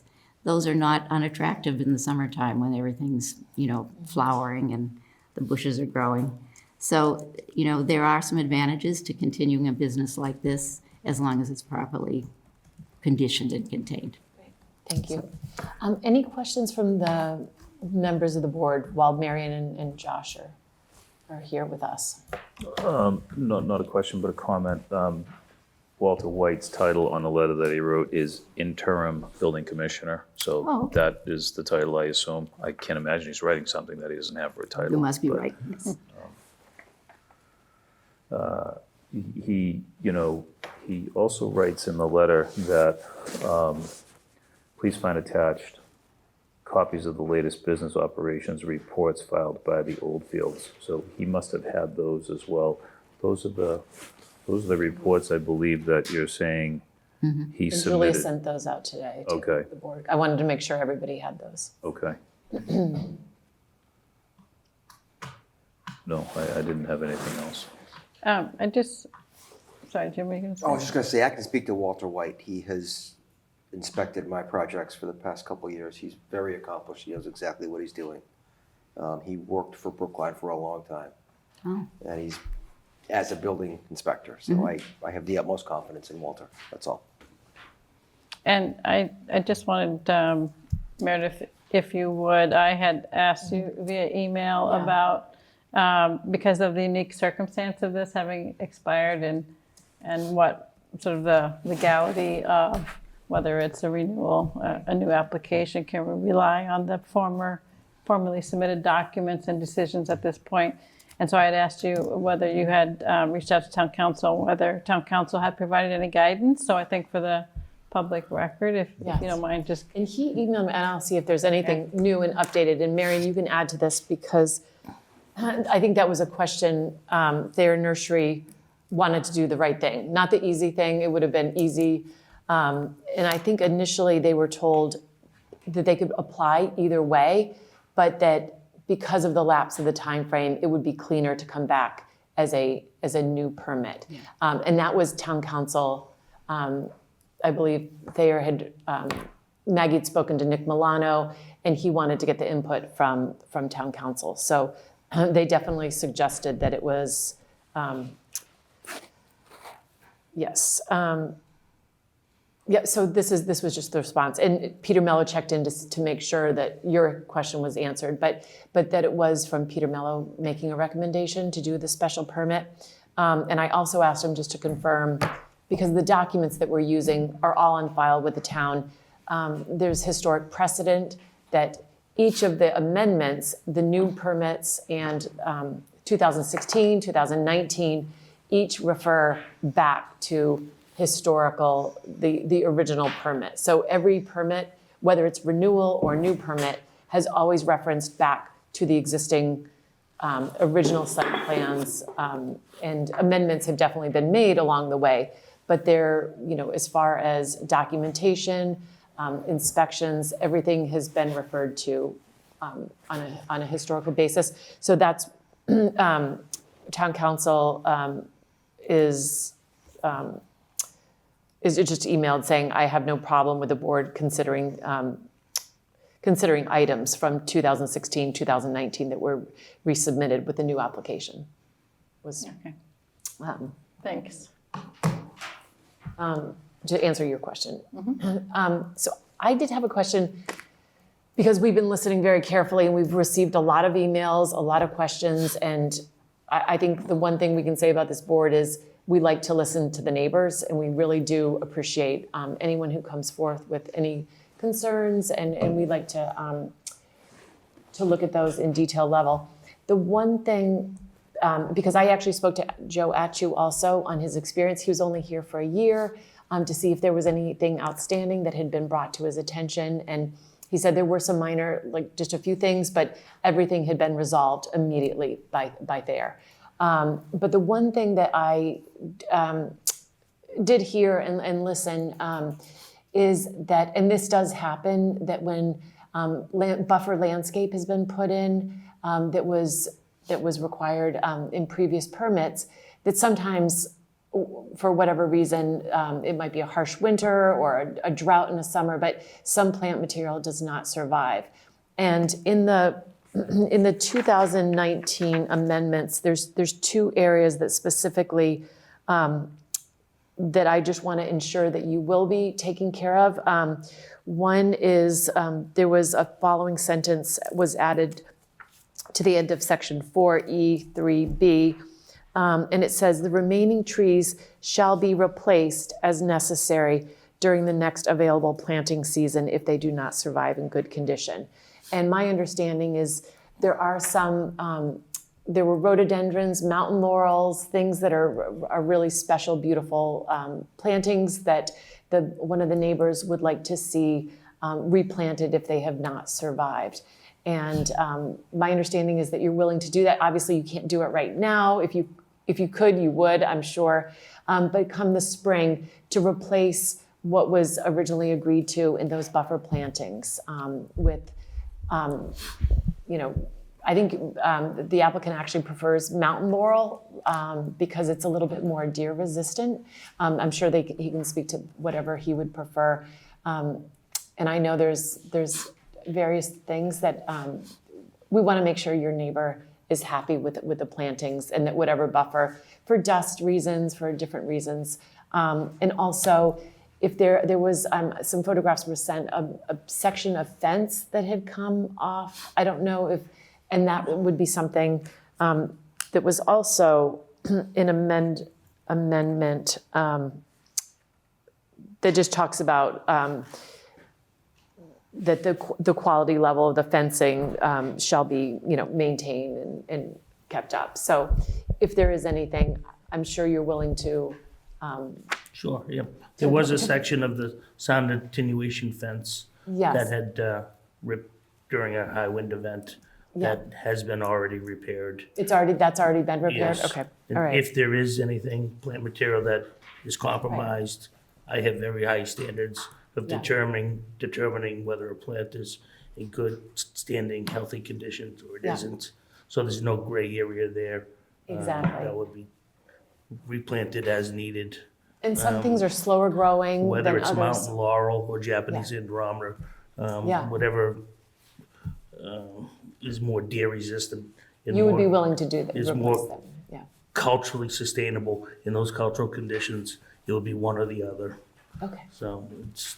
And it does allow for replacement if something Right. doesn't appear to be doing well in that location. Correct. That you can substitute it for Right. something comparable and similar. And Correct. Andromeda actually is really, it's a wonderful, and it's actually much more, it's fast growing. It's more And it has a dense. beautiful white flower. It's a great plant, so. Yeah, what was changed in the 2019 renewal was that language that you're describing was addressing this idea that this is, after all, landscaping and nursery business. Yeah. So they said, if we find out something isn't growing well, can we substitute something equally nice but that will thrive? And the location along that buffer zone is fairly shady.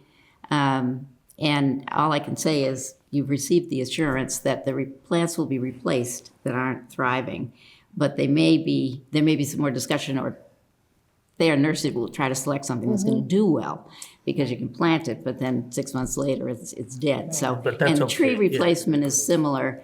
Again, the little bit of leeway that was allowed in 2019 in the renewal was that if you found that a species of tree wasn't doing well, you had to replace it, but you could replace it with something that would do Right. better. But the aggregate of the total number of plants that are there today exceed what is permitted. So we're just talking, minutia here, really. Okay. But it's an assurance that the applicants will Yeah, provide. if there's something that wasn't Yeah. surviving. Okay. Any other questions from members? And then we'd like to give opportunity if those are, Cheyenne, I don't know if you have anybody who would like to speak on this permit who's on Zoom. We have Matthew Dunn.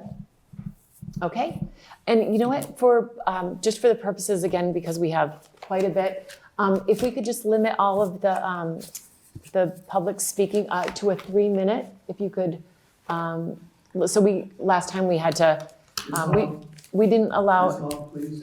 Ms. Hoff, Mr. Dunn is on, oh, sorry. wait, can you let my attorney, Mr. Dunn, speak? And if he has to speak for more than 3 minutes, could If you? he- They were supposed to get 15 and they got almost 25. Okay, we started at almost 8:20, but, It was okay. It was about 8:20. Okay, yep, all right. So yes, I don't want to cut him short, certainly your attorney, but last time, we didn't allow other people to speak, so I just want to make sure we allowed. So yes, Mr. Dunn, please. Good evening, Matt Dunn on behalf of Bill Joyning and John Rowe again.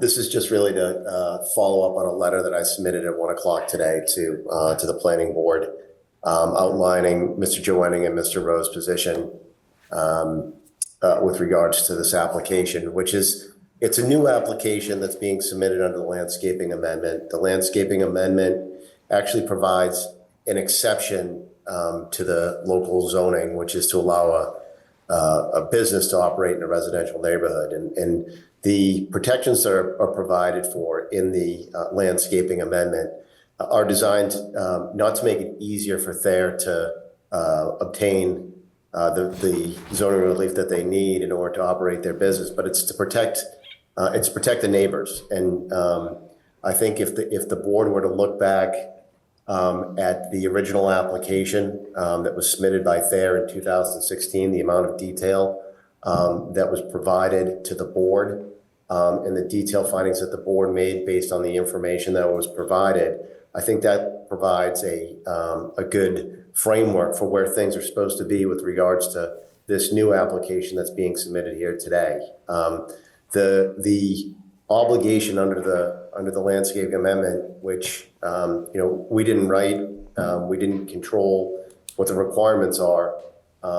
The Attorney General approved this, and those requirements are listed in detail, and it's for this planning board to review and assess and to include the specifics, plans, rules, and specifications with regards to the Thayer's compliance with what the obligations are under the bylaw amendment. It's not respectfully to the building inspector to do that. This is being treated in substance like a renewal of the prior permits when it's actually a new permit and therefore subject to the requirements of the bylaw amendment. Submitting the plans that are spelled out in my letter, existing condition plans, drainage plans specifically, a street improvement plan, signs, firewood plan, and those are all stated in my letter, along with the purpose of the bylaw amendment and the process which was approved, and what the criteria is for this board to assess Thayer's compliance and eligibility for the zoning relief that's provided in it. So, my letter, I let it sort of speak for itself with regards to the content. Hopefully everyone's had an opportunity to read it. But it boils down to the board can't outsource the requirements of Thayer's compliance, the information that they need to submit, and the information that this board needs to analyze in order to determine whether the applicants are eligible and comply with the requirements of this amendment. You can't outsource that to the building inspector. And his assessment, although helpful and provides some guidance to the board, is not a replacement for the board's own assessment of the information that Thayer needs to submit, and that you guys need to assess and then determine whether there's compliance with the requirements, and include your findings in ultimately your written decision that weaves in the facts that are provided and the information and evidence provided by Thayer with your own determinations. So, that's really where we're coming from here. It's designed, the bylaw amendment is designed to create a process to balance out the protections that the neighbors are entitled to versus, Thayer's ability to conduct their business operations in this residential neighborhood in a way that is compatible with the residential nature of the area. And so, to sort of speed by this and rubber stamp it, treating it like it's a renewal permit and relying on information that was submitted in 2016 that's likely stale, is kind of doing a disservice to the neighbors, including my clients. So that's where we stand. I'm happy to respond to any questions that the board may have, but the points that I didn't make here, I just refer this board and the public to the letter that I submitted today. Great. Thank you. Thank you very much. Any questions for Mr. Dunn from the board? No. All right. I don't, thank you very much. Thank you. Yes. Cheyenne, is there anyone else who would like to speak? There is one hand, Denise Swenson. Okay. You could welcome. Let her in. Are we doing just a blanket 15 minutes for citizen speak, or do you want me to put a timer per person? I was trying to keep it, yeah, depending on how many people we have. I just didn't know if we were going to have a lot of people, but as close to, yes, 2 to 3 minutes if possible Okay. would be great.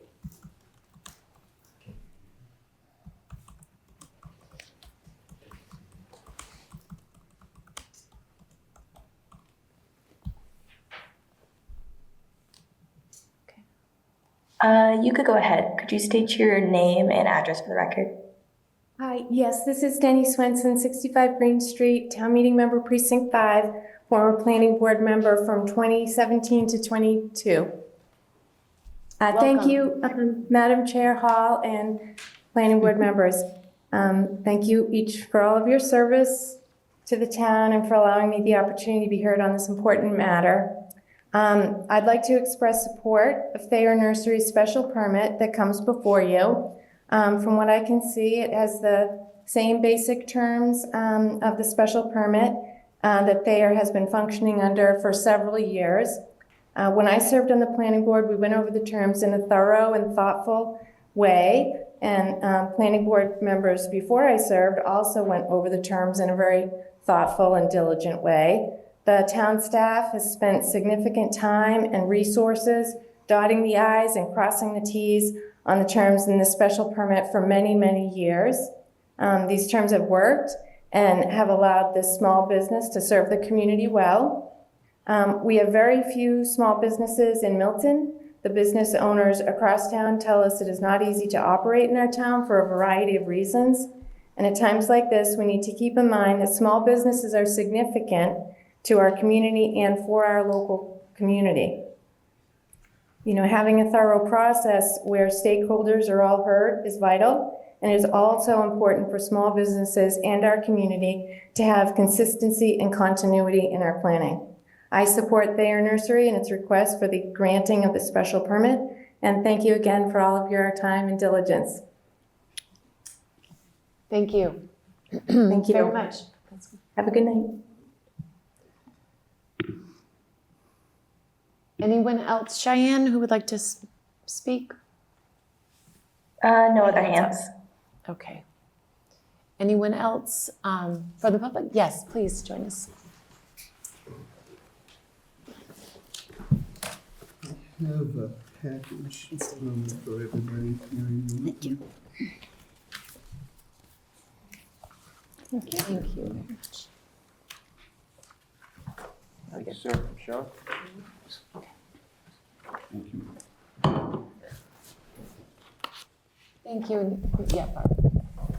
Thank you. John Rowe, 23 Parkwood Drive. We've had testimony today, and we had testimony from the building commissioner via a letter in the last meeting we had saying that there have been no complaints. So in the package I've given you are 6 complaints that I made during 2023 and 2024.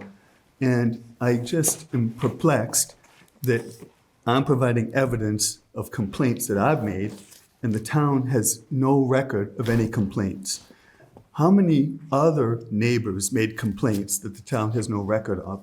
So I think it's disingenuous at best to say that there have not been complaints by the neighbors.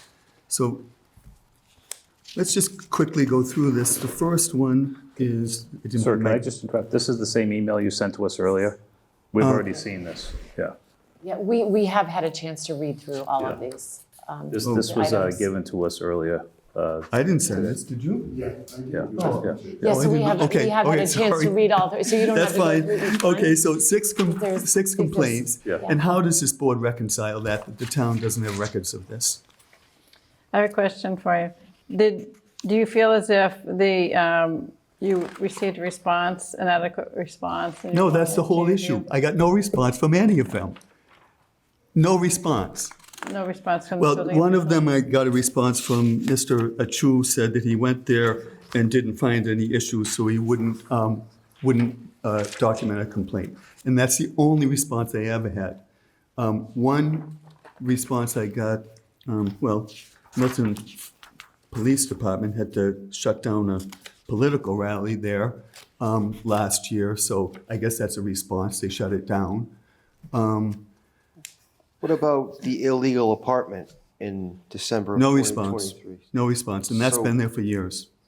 So this says that somebody occupied the apartment, so you're saying that There there's are a lights tenant- on, there are lights on at night. So you don't, because there's lights on at night on the second floor, you think someone's living there illegally? Is that where you're going? I'm just wondering. Yeah, I'm just yeah, trying to figure yeah. this out. So And- that's a complaint that you expect to be filed with the town? Yep, and I expect them to inspect, and I believe that there's a kitchen in that apartment. I don't believe that that's allowed under the bylaws. I can't make an apartment in my house and put a kitchen in it. So, another thing, can I just point out the burn permit? You know, fire is a very, very dangerous thing. We had fires in the Blue Hills this past fall, terrible fires. We see terrible fires in California, terrible, terrible fires. We've seen fires in our neighborhood. Alex Whiteside's house burned down. I think it was last year. The house across the street from me burned down. And Thayer Nursery got a burn permit to burn. And they violated the permit because they were supposed to stop burning at 4 p.m. I made a complaint, and the fire department had to come up at 4:30 to put the fire out. I shouldn't live in fear of fire. And I think the biggest issue with this burning is that Thayer Nursery should not be able to burn debris that they collect from their landscaping jobs. That should be disposed of outside of their property. And that's something I'd like to see incorporated in the new permit, that they're not allowed to burn anything, especially debris from their landscaping jobs. And I don't think that's too much to ask in light of the fires that we've had, especially this past fall in the neighborhood. You know, as for the political rally, the hours of operation are from 7 in the morning until 6 p.m. I would like to see the gate closed and locked at 6 p.m. and not open till 7 p.m. And I'd like to see that written in the permit. I don't think that's unreasonable.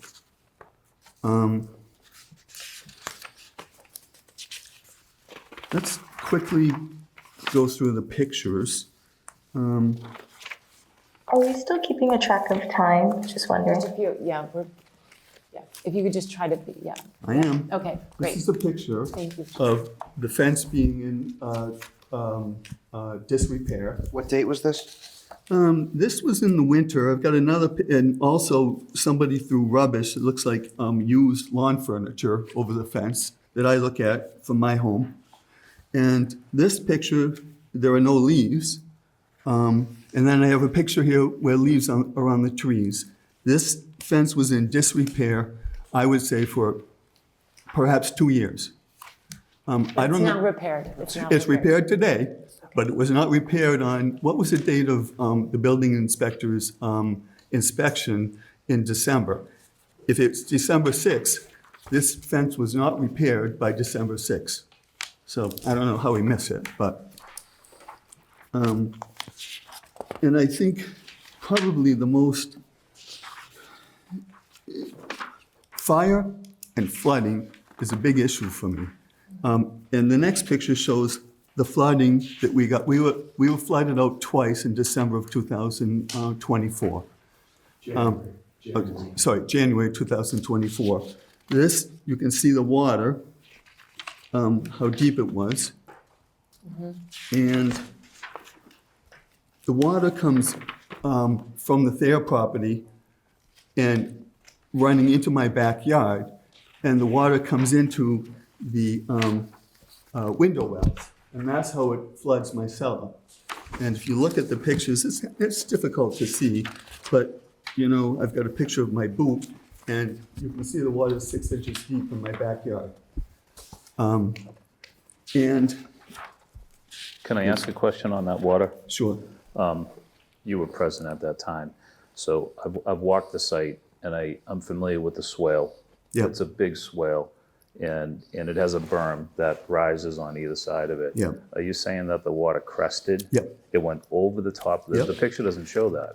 Well, It does. this is the picture of the drain being clogged and a swale over the top. So that's and looking going- from Hillside Street, Yep, right? and going on to Hillside Street. So this is all the berm and these two, that's the berm, right? No, Way this there. this is their property. My No, I understand property is over here. But Yeah. what it's Mr. over Fahey's here. talking about is the swale and the berm, and there's no water Yeah. cresting it, right? Yeah, but this is their property. I understand that, and this is your property over here. Over here, yeah, And you can yeah. see green banks running down both sides, kind of Yeah. like a levee, right? Yeah, But I don't really see the water level rising over those. But that's not my property. It is. Your property is to the left of that, Here's isn't where it? the water is coming Yeah. from where the fence was in disrepair and comes across as a lane in between my property and the Stevens' property. And that's where it came in, into my backyard. So, I mean, You can see how deep it is when you look at that picture of the fence. and, the whole issue here is maintenance of the drainage plan. And I would like to see in the special permit, a professional an engineer to inspect the drainage plan at least once a year. I believe the last time this drainage plan was inspected by an engineer was when I paid for my engineer to do it, which was, this is history here. The initial permit, there was a drainage plan, and we had a civil action against Thayer, and part of the settlement with that was that my engineer could inspect was allowed to inspect the drainage plan, the original drainage plan. He recommended changes and was able to inspect those changes. They weren't made, and then they had to make them. So the long and short of it is, my engineer has inspected the drainage twice at my expense. I paid for this. And I don't think it's unreasonable for Thayer Nursery to pay for an engineer to inspect the drainage plan once a year. Obviously, the drainage failed. I got flooded. No other explanation, I think, is needed. So you got the pictures. Lastly, on New Year's Day,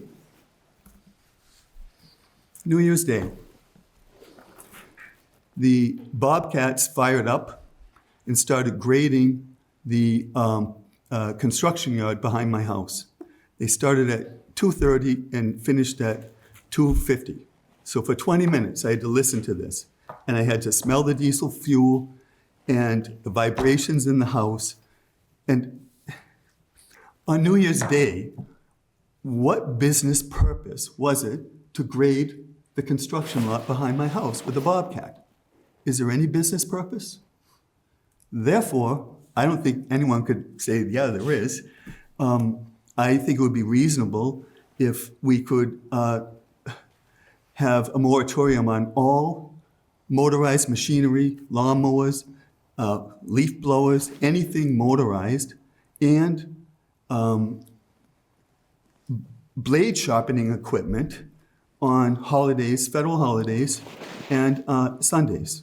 I think that having things like this that I don't think really interfere with the business, they probably will argue that it does, but one day a week to give to the neighbors peace in the residential neighborhood. It was a residential neighborhood long before Thayer Nursery started their operation. It was a residentially zoned neighborhood starting in 1938. I think that in the spirit of having this business operate, in a residential neighborhood, in the spirit of that, there has to be some give to maintain, to make sure that it's in harmony with the residential nature of this neighborhood. And running Bobcats on New Year's Day and on Sunday, grading the driveway, I don't believe is in harmony with the residential nature or character of the neighborhood. So I'm asking that Sundays, and there are some restrictions in the existing permit that only allow nursery machinery on Sundays. That can't be enforced. You know, you run machinery and, you know, how do you say, oh, that's for the nursery and that's for the landscaping business? You know, they can run their machinery from 7 a.m. until 6 p.m. Hey, Meredith. 7 days a week. I know. 7 days a week. Thank you, Cheyenne. 7 days, I know, 7 days a week. I'm asking for 1 day a week for the neighbors. And I don't think Thank that's you. unreasonable. I appreciate it. Thank you so Okay. much. I do Thank wanna, you. yeah. So just real brief, anything you want to say in closing before I open it up for the board for discussion? Nothing except to comment that, Oh, sorry, one more thing, I forgot. This is really important. Thank you. If you look at the picture where the fence is in disarray, you can see posts. I can see these from my house. And these posts are remnants from the original fence that went in. There's supposed to be a 30-foot buffer. Alex Whiteside, before he issued the 2016 permit, said, Thayer, you need to move the fence to where it's supposed to be. Thayer put the fence too close to the property line, and they moved the fence, but they never removed the posts. And I would like to see the posts removed. Would you like to look at the posts from your house? Thank you, John. I'll Thank you. ask about that. Thank you.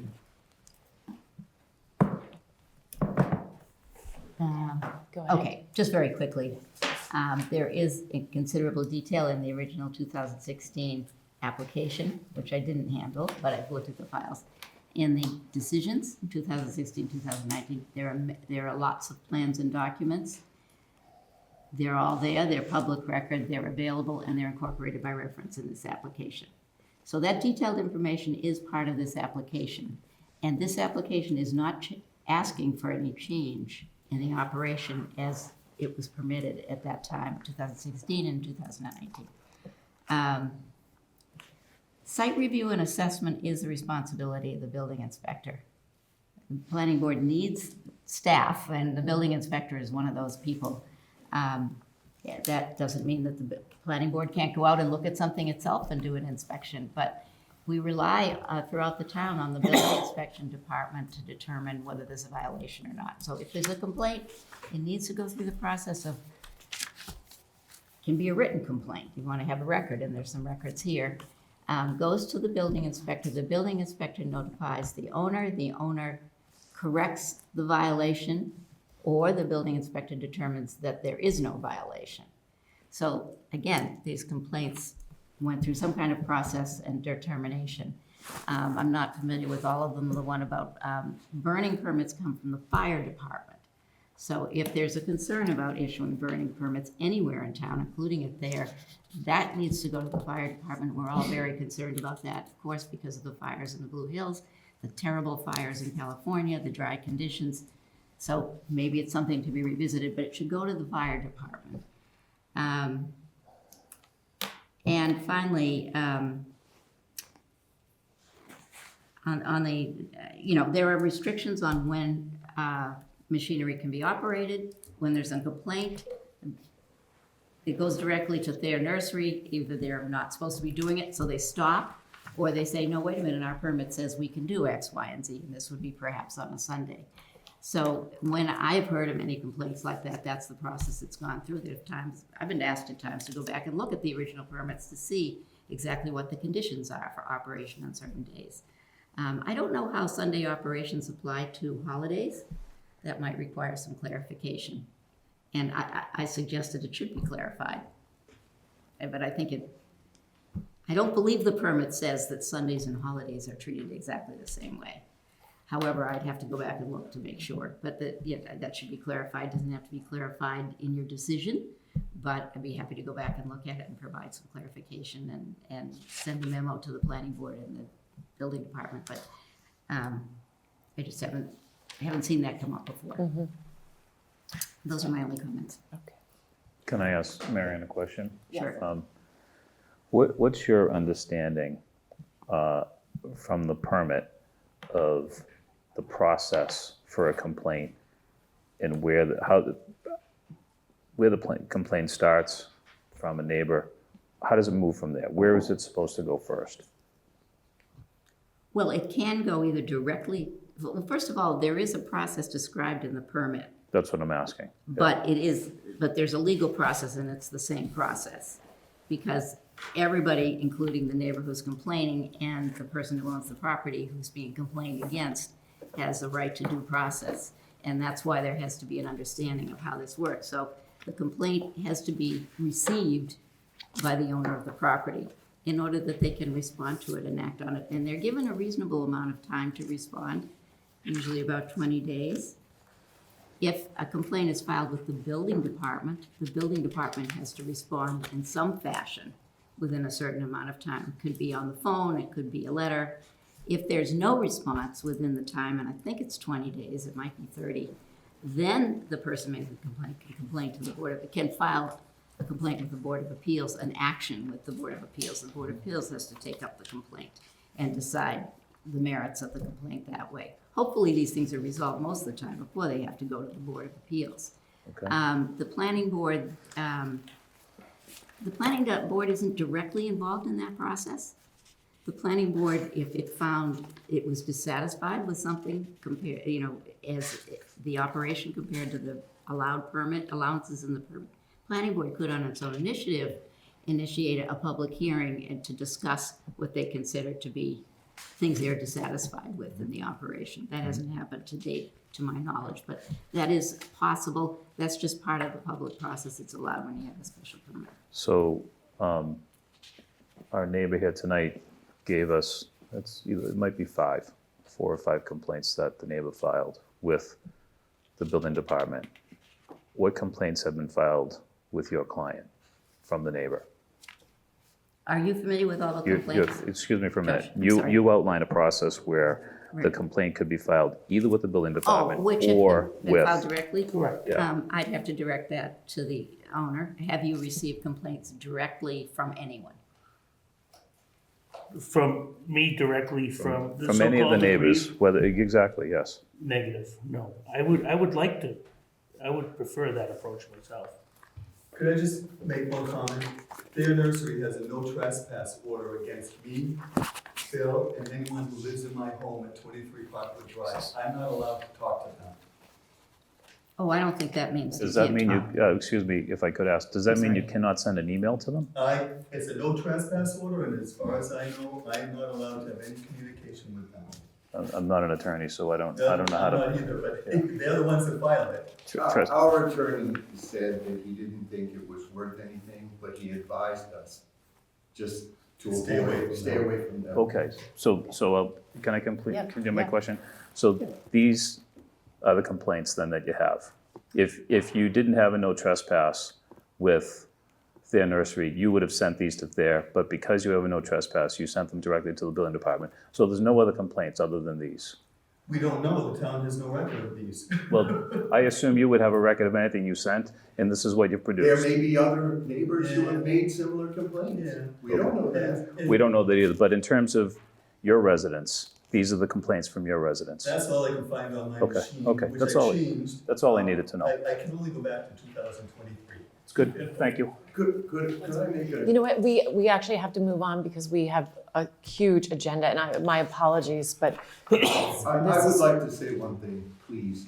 Okay, The come up, town- please come up to the microphone. 1 minute, and we really do have to. That's fine. Phil Johanning, 23 Parkwood Drive. The town has shown zero enthusiasm about enforcing anything. And I mean, we have had zero luck with Atchu. I don't think, I mean, he's supposed to respond to us. He's supposed to tell us what he did to resolve the problem, and he doesn't. I think either it's resource or will or both. But it's shameful the way the town ignores us in our pursuit of living in peace with their nursery. There are a few things that could be done to enable that, but the town doesn't help, the board doesn't help, the zoning board of appeals doesn't help. It's just a very desperate situation. But little things like eliminating mechanized equipment on, and finally, I think there are very important missing information in what has been presented by Thayer.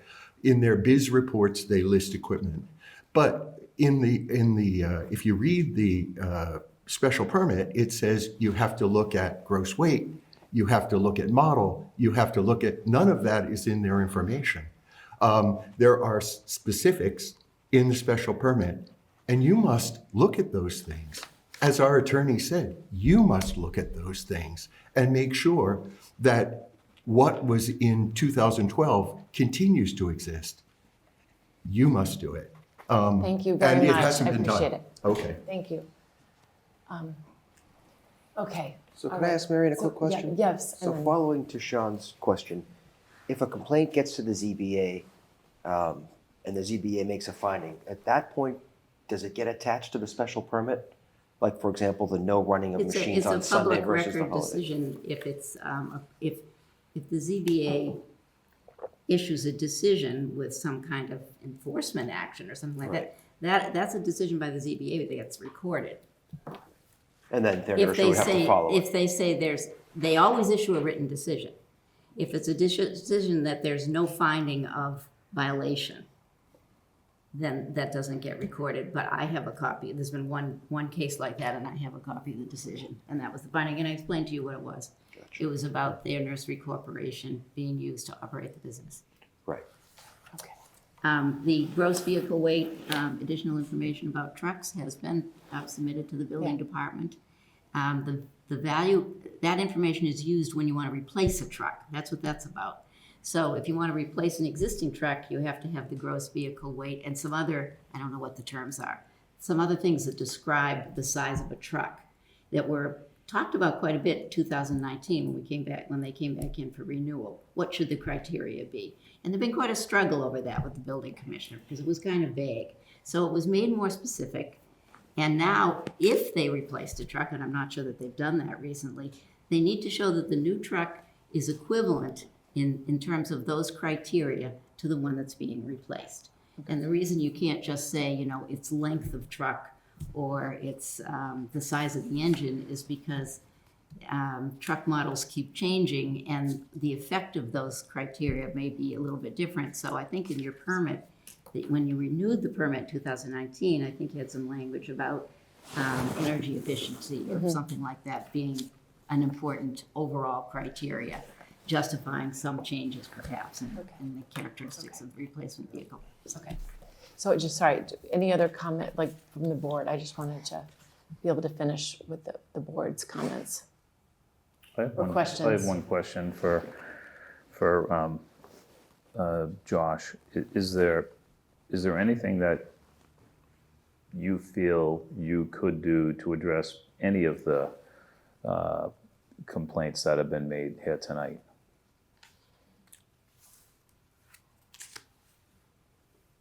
What concerns, like the posts, removing the posts? Well, I guess I'm Yeah, asking that. Would you be willing to cut those down? Yeah. And make it at least aesthetically a little easier to look at? No problem. The fencing has been repaired. That was Fencing has another. been repaired. And Josh, I'm thinking cut it to within like Just cut it to flush. 6-8 inches of the ground, or flush is even better. Yeah. And that way at least it goes away. It's got flush cut it. Would that be acceptable to you? They should be removed. That's what, You won't see them, sir. The 2016 permit was issued based on Alex Whiteside saying you gotta remove the fence. You have to move it, and that meant removing the fence that they put too close to the property line and moving it back. So, yeah, if they shave it down, flush with the ground, I'm fine with that. But, 6 inches above, no, I'm not. He just said he'll cut to flush. Fine. Okay. Great. All right. So- Cheryl, I know, yeah. Yeah, I just, I think given the importance of the drainage, I am one who actually was on the board for the original permit and for the renewal.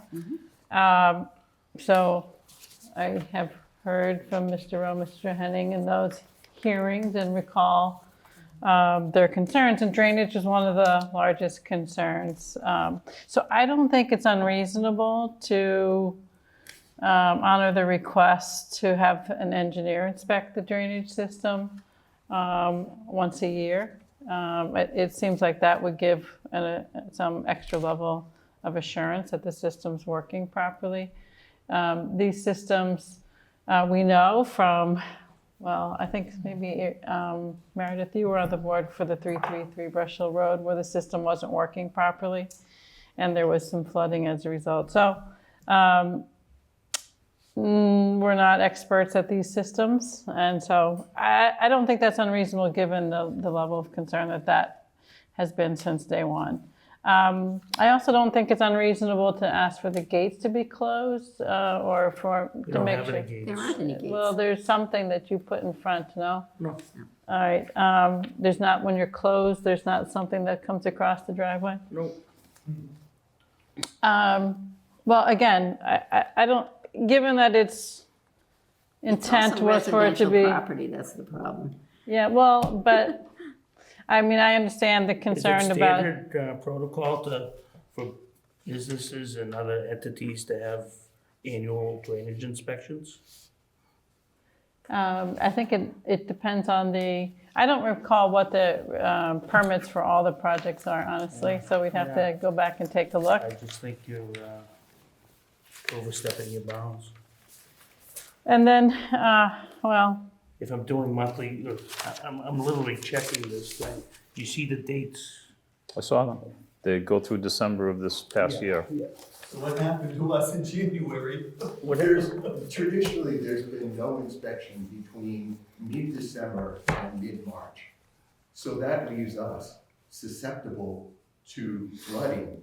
If you look at all of the logs, in that period. Sorry, you know what, we can't just. All right, so then. So, sorry, So let I just Cheryl want to finish. get to Yeah. the comment about the gate then. It really has to do with the use where noise is generated on a regular basis when the business is in operation. So I don't think it's unreasonable to suggest that having activities beyond those hours, which generate noise, really shouldn't happen. Because noise was one of the, again, of a business operation. And then Possibly, I have a 14-year-old son, and he rides a quad motorcycle. Maybe they're getting confused.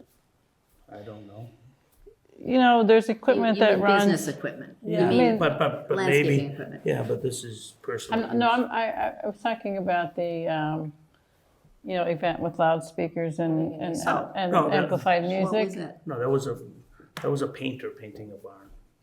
It was a political rally for John Cohane.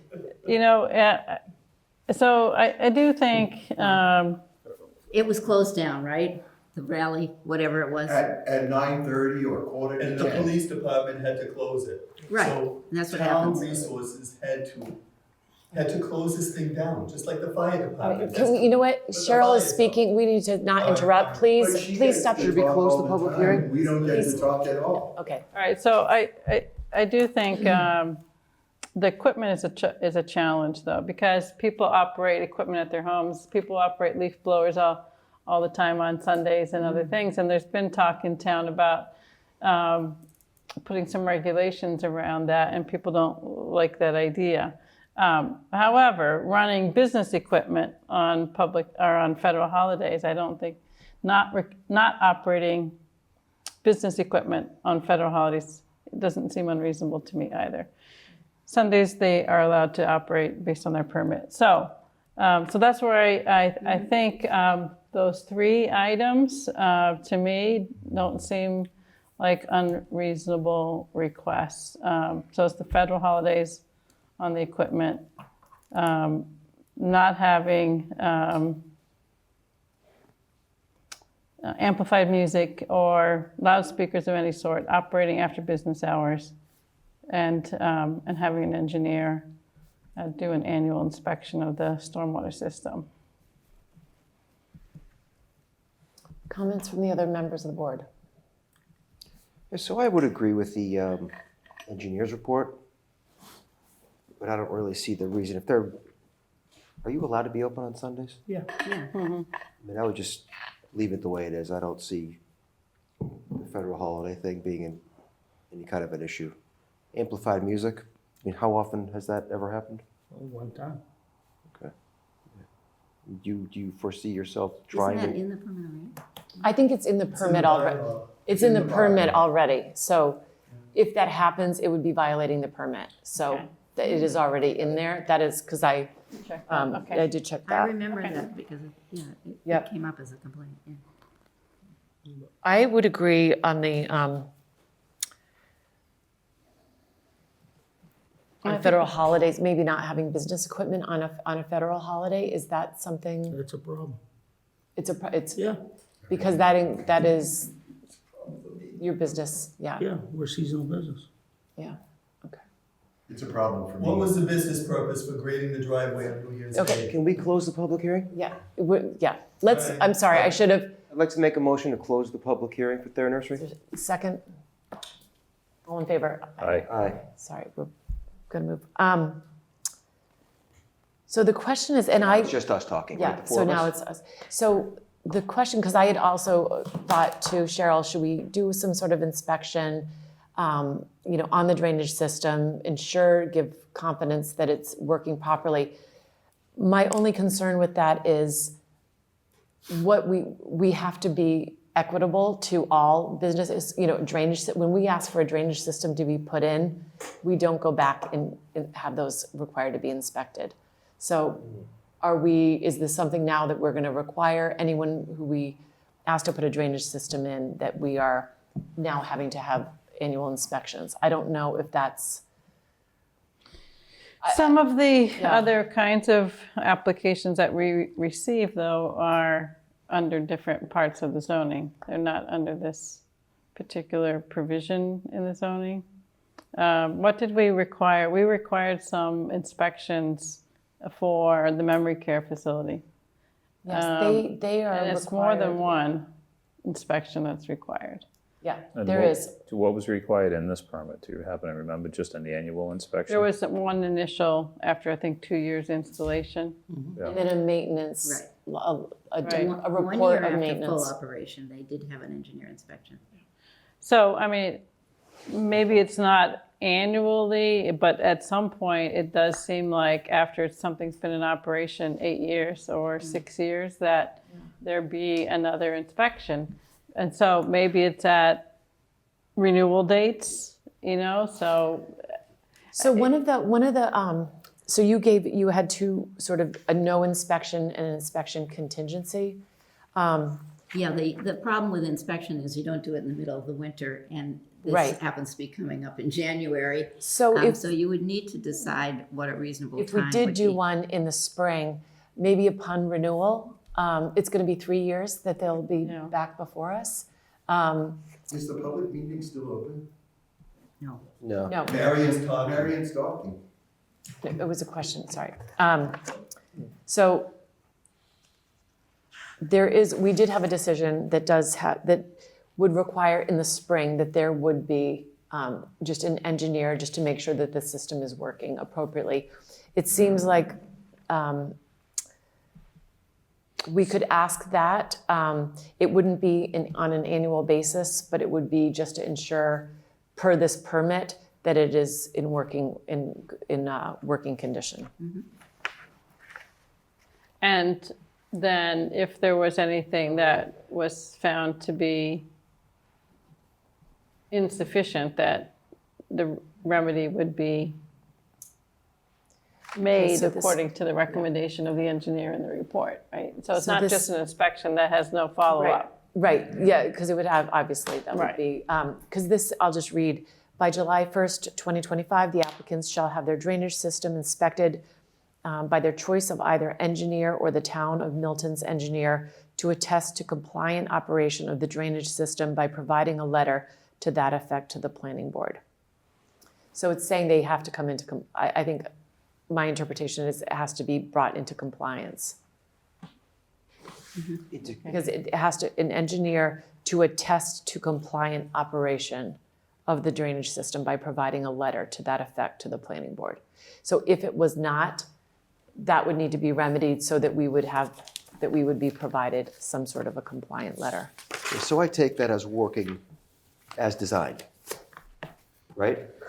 I mean, The inspections, this is from my experience, the inspections are normally to make sure that there isn't a deterioration of what was initially built or a lack of maintenance of what was built, because it relies upon infiltration, and if the bed of that swale is laden with, material, leaves, and it prevents infiltration, it's not going to work. So the whole idea behind inspections is to make sure that what was built originally hasn't deteriorated and still has the ability to function the way it was designed. That's typically why they do it. So I happened to go up there, a couple of months ago because I wasn't familiar with it at all, and I didn't even know what that drainage swale was like. But now I do. It's actually really well built, and it was in really good condition. So, but anyhow, that's the norm for an inspection. Gotcha. Yeah, I was just Not asking. to change a design, That's it's not, the idea is, that's not what inspections are for. Good. So the fear is that if they change the floodplain or some new EPA ruling comes down, when they do the inspection, these guys have to rip it out and put in something bigger. I'm just trying to avoid that, and I guess that's not an issue, so I'd be fine with that Make language. sure that it's operating as designed. Does that seem reasonable as Yes. attached to this? Because I think Yeah, that's fine. we want to give peace of mind to the neighbors, certainly, and make sure that, and for your sake too, that it's working Do you recall where you, in the permit, Meredith, where the amplified music was, or any amplification? It's The hour, it was really the hours of operation. Let me see if I can pull it up.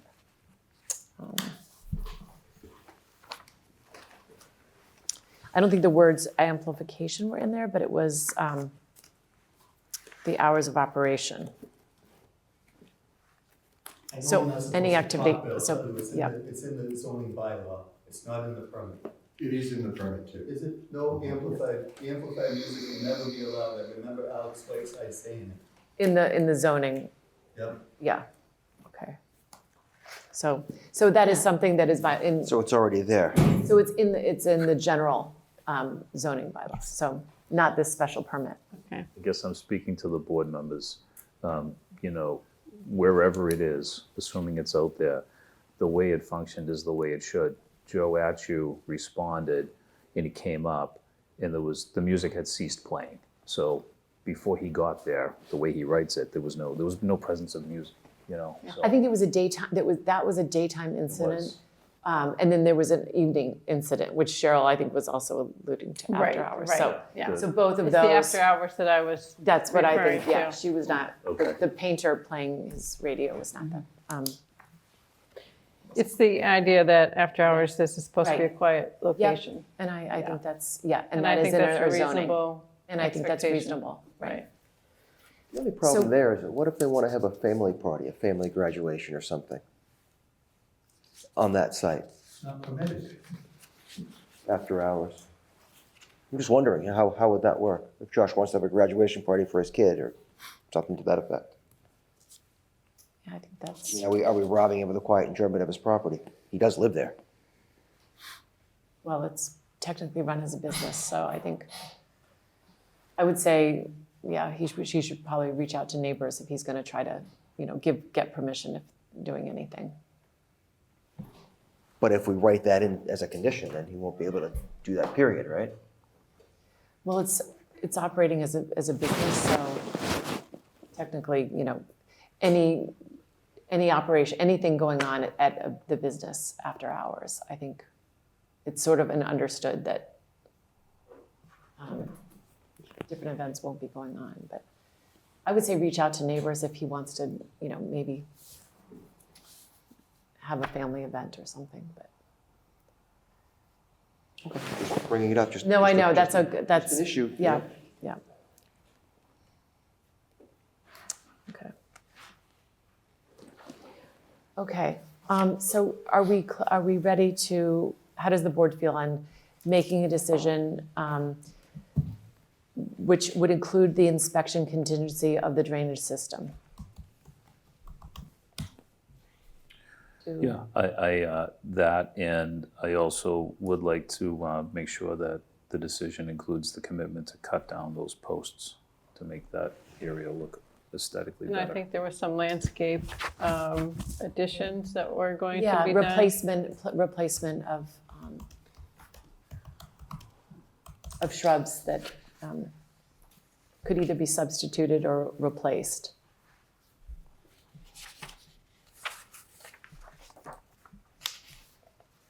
Isn't that already in the original permit also? It was in the 2000, it was an amendment to 2019, so. Because I walked it 2 days ago Yeah. and I found. So he's agreed to do that, what is back in, but I just wanted to flag it as something that.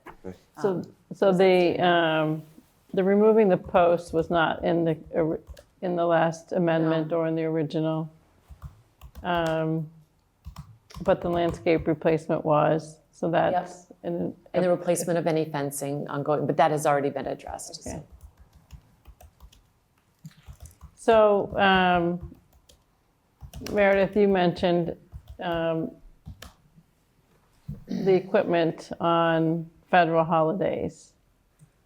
How many federal holidays in a year are there that you? No, there's more, yeah, that you. I think there's 6. 8. 12? Oh yeah, we're not supposed to talk. 12. Well, that's not a, answering that question is really not part of testimony, but. It's still too much of a restriction on any business. There's so many federal holidays. You know, what are you thinking to restrict what on federal holidays? Especially. They should be restricted to the Sunday hours and the Sunday operations, it seems. I mean, that's what other, typically your public services run on, let's say your MBTA runs on a Sunday schedule on a holiday. Again, it comes back to the intensity of use of a business use in a neighborhood, and when there is some reasonable expectation that there will be some quiet time. We've talked about this with Milton Marketplace, that there should be some point in time that people get a little break from the business activity. So use Martin Luther King Day as an example, right? Was the marketplace restricted, Milton Marketplace, on that day?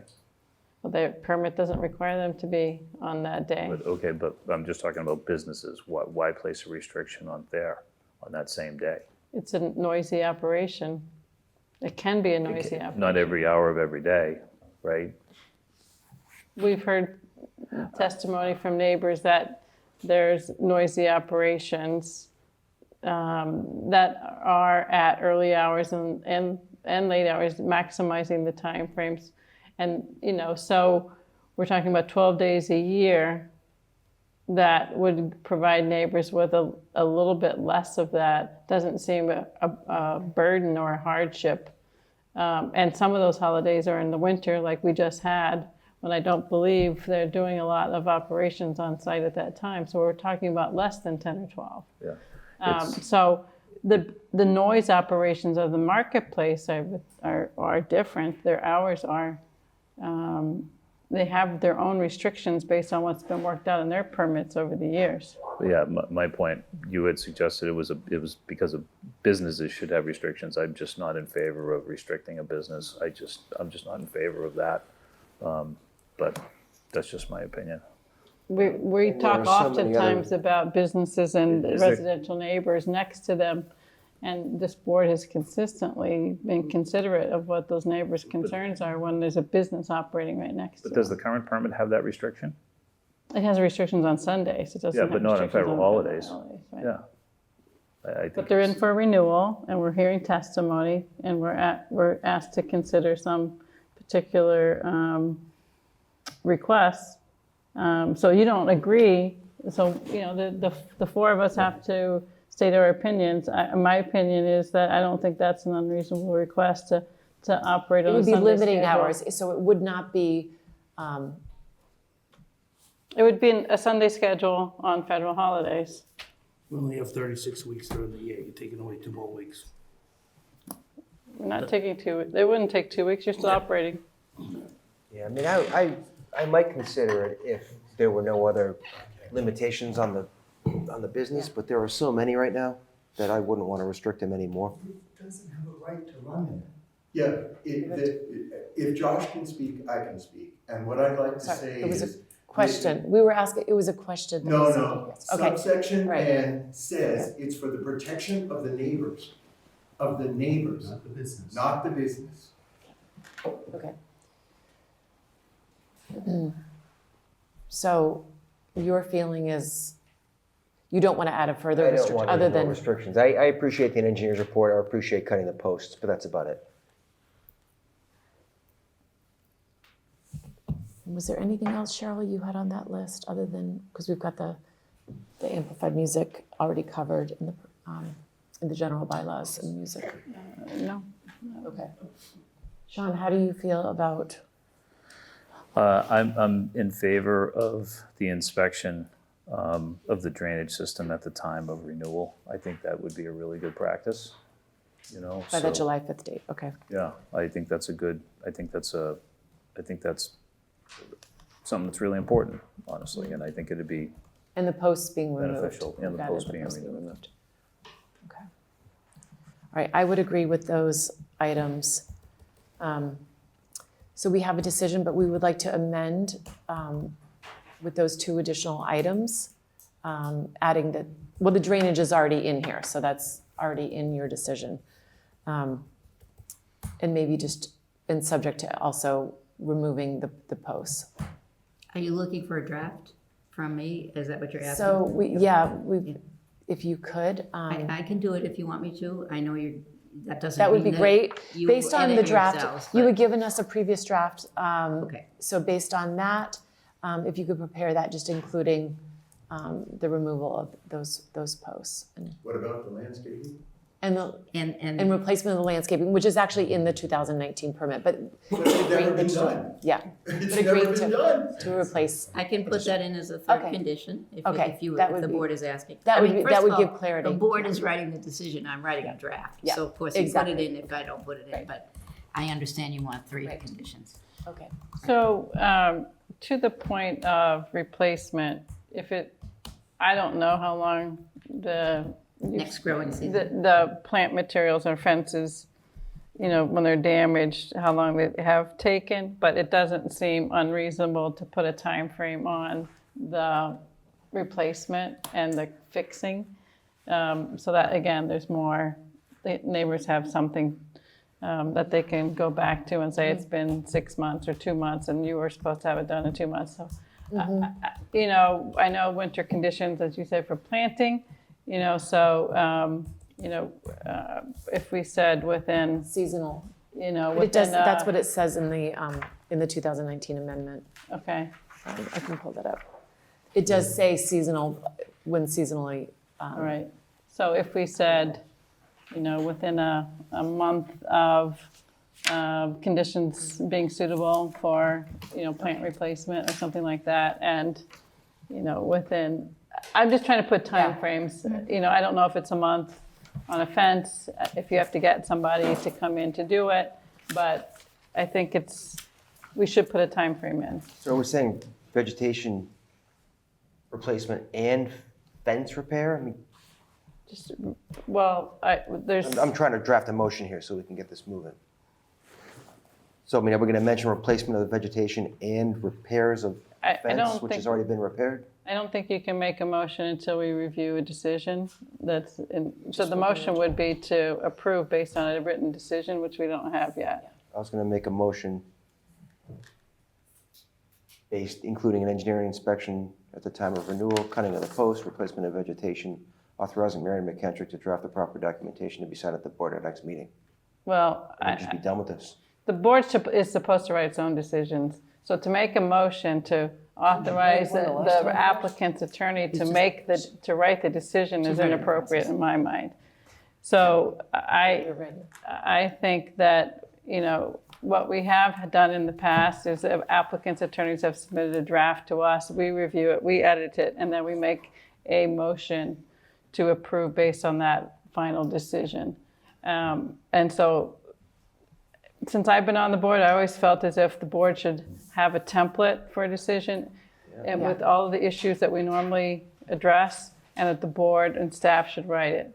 But it has not happened that way in my time on the board. You've been on 9 years, right? Yeah. It didn't happen in And 9 it's years. a frustration that it hasn't happened, but it's one of those things. But So the I would practice agree. that So we've had. Marion will provide the draft. We'll have that ready for our next February 13th meeting. And then you can send that to us if you could in advance, so we have time to review that. Right. So, I have 4 conditions. And I've listened to what you said, and you can repair my language, but Right. I will Okay. include the 4 that I heard tonight, and if I misheard, you will correct that. That's why any draft from an attorney for an applicant is never the decision. Yeah. It's just an attempt to help the board draft its own decision. Right. And that's why you can't make a motion, because it hasn't been presented to you. yeah. Can you tell us the 4 that you have? I didn't have 4, I had 3. But I have inspection of drainage by July 1st, 2025, and prior to renewal applications, future renewal applications, removal of old fence posts to ground, and replacement of any, replacement of landscaping and equipment within a month of when conditions are suitable for that work. So that sort of puts everything together, not just landscaping, not just. replacement of what? Replacement of damaged, damaged, Fencing, I guess. Vegetation. Yeah, I would just stick. vegetation is one issue, fencing, the yeah. other is repair of something like a fence that Yeah, needs repair. that's already done. But if That's there's another, correct. if there's This is another, a general condition that says, if there's another windstorm that causes some other damage, there should be a reasonable expectation that it'll be repaired in a time frame that we put in the. The original permit states almost already married. well, I'll look at that language, does. and if necessary, it can be restated. It was It's in not the gonna amendment. I don't be think you should just harmful. isolate 3 or 4 items here. It's already covered. Well, And there's a process in place. And I think this is within a certain amount of time, like, Correct, and Reasonable it states that in the original permit. we'll we'll look at the review that, we'll language. look at that. I'll Okay. review the language for you, Great. and The only thing that's new with the Provide a timeline here suggestion. would be The the inspection. so that's not really a new item, I understand that, it's Yeah. already in the permit. Okay. I guess maybe there aren't 4, let's see. I don't see 4, you're right, 3, Okay. okay. Great, so with that, I'd like to make a motion to move the public hearing for special permit, site plan approval, Thayer Nursery, to, we said, So we 7:30? close the public hearing. You've closed it. Oh, I'm We sorry, closed yes, the we public closed the hearing. public hearing, so we don't need to You'll just continue. put it on the agenda We'll for put on- our yes. I'm sorry, discussion, yep. deliberation, and vote. Yeah. Thank you. Great. Okay, thank you very much. All right, thank you. February 15th. Very good. Thank you, board. Thank you. Stay warm out there. Thank you, and now we need to move quickly here. So because we had such a full agenda, 10 Bassett Street was able to, their meeting with the ZBA was moved from the 3rd, which was originally the 3rd, was moved to the 18th of February. So they understood that they would not have had much time if they came tonight. So they're going to come on the 13th. So, which will give them more time. So we need to open that public hearing for 10 Bassett Street, continued from 1/6. And if I could have a motion to move the public hearing for 10 Bassett Street to February 13th. And I think we said 7:30 for the others, so should we say 8 p.m.? I'll make a motion to move the public hearing for 10 Bassett Street to February 13th at 8 p.m. Okay, is there a second? Second. All in favor? Aye. Aye. Is Maggie still here? Should we go get her? Or should she go home? Oh, yeah, sorry, we need to. I don't know. Yeah, we can bring her back. Can't get away So- that easy, Joe. So now we do have our zoning articles, but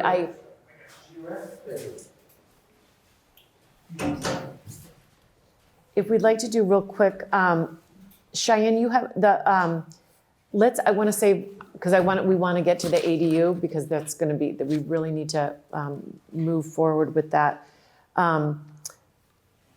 But Cheyenne, we have a gentleman who's here who would like to speak to the board regarding the MBTA zoning. Can I just, sorry, I took some of this. But if we'd like to, Cheyenne, do you want to just, you had the floodplain bylaw discussion on here. Is there? Yeah. That is something that we'll be putting forth for our Maytown meeting, is that correct? Yes, that's correct.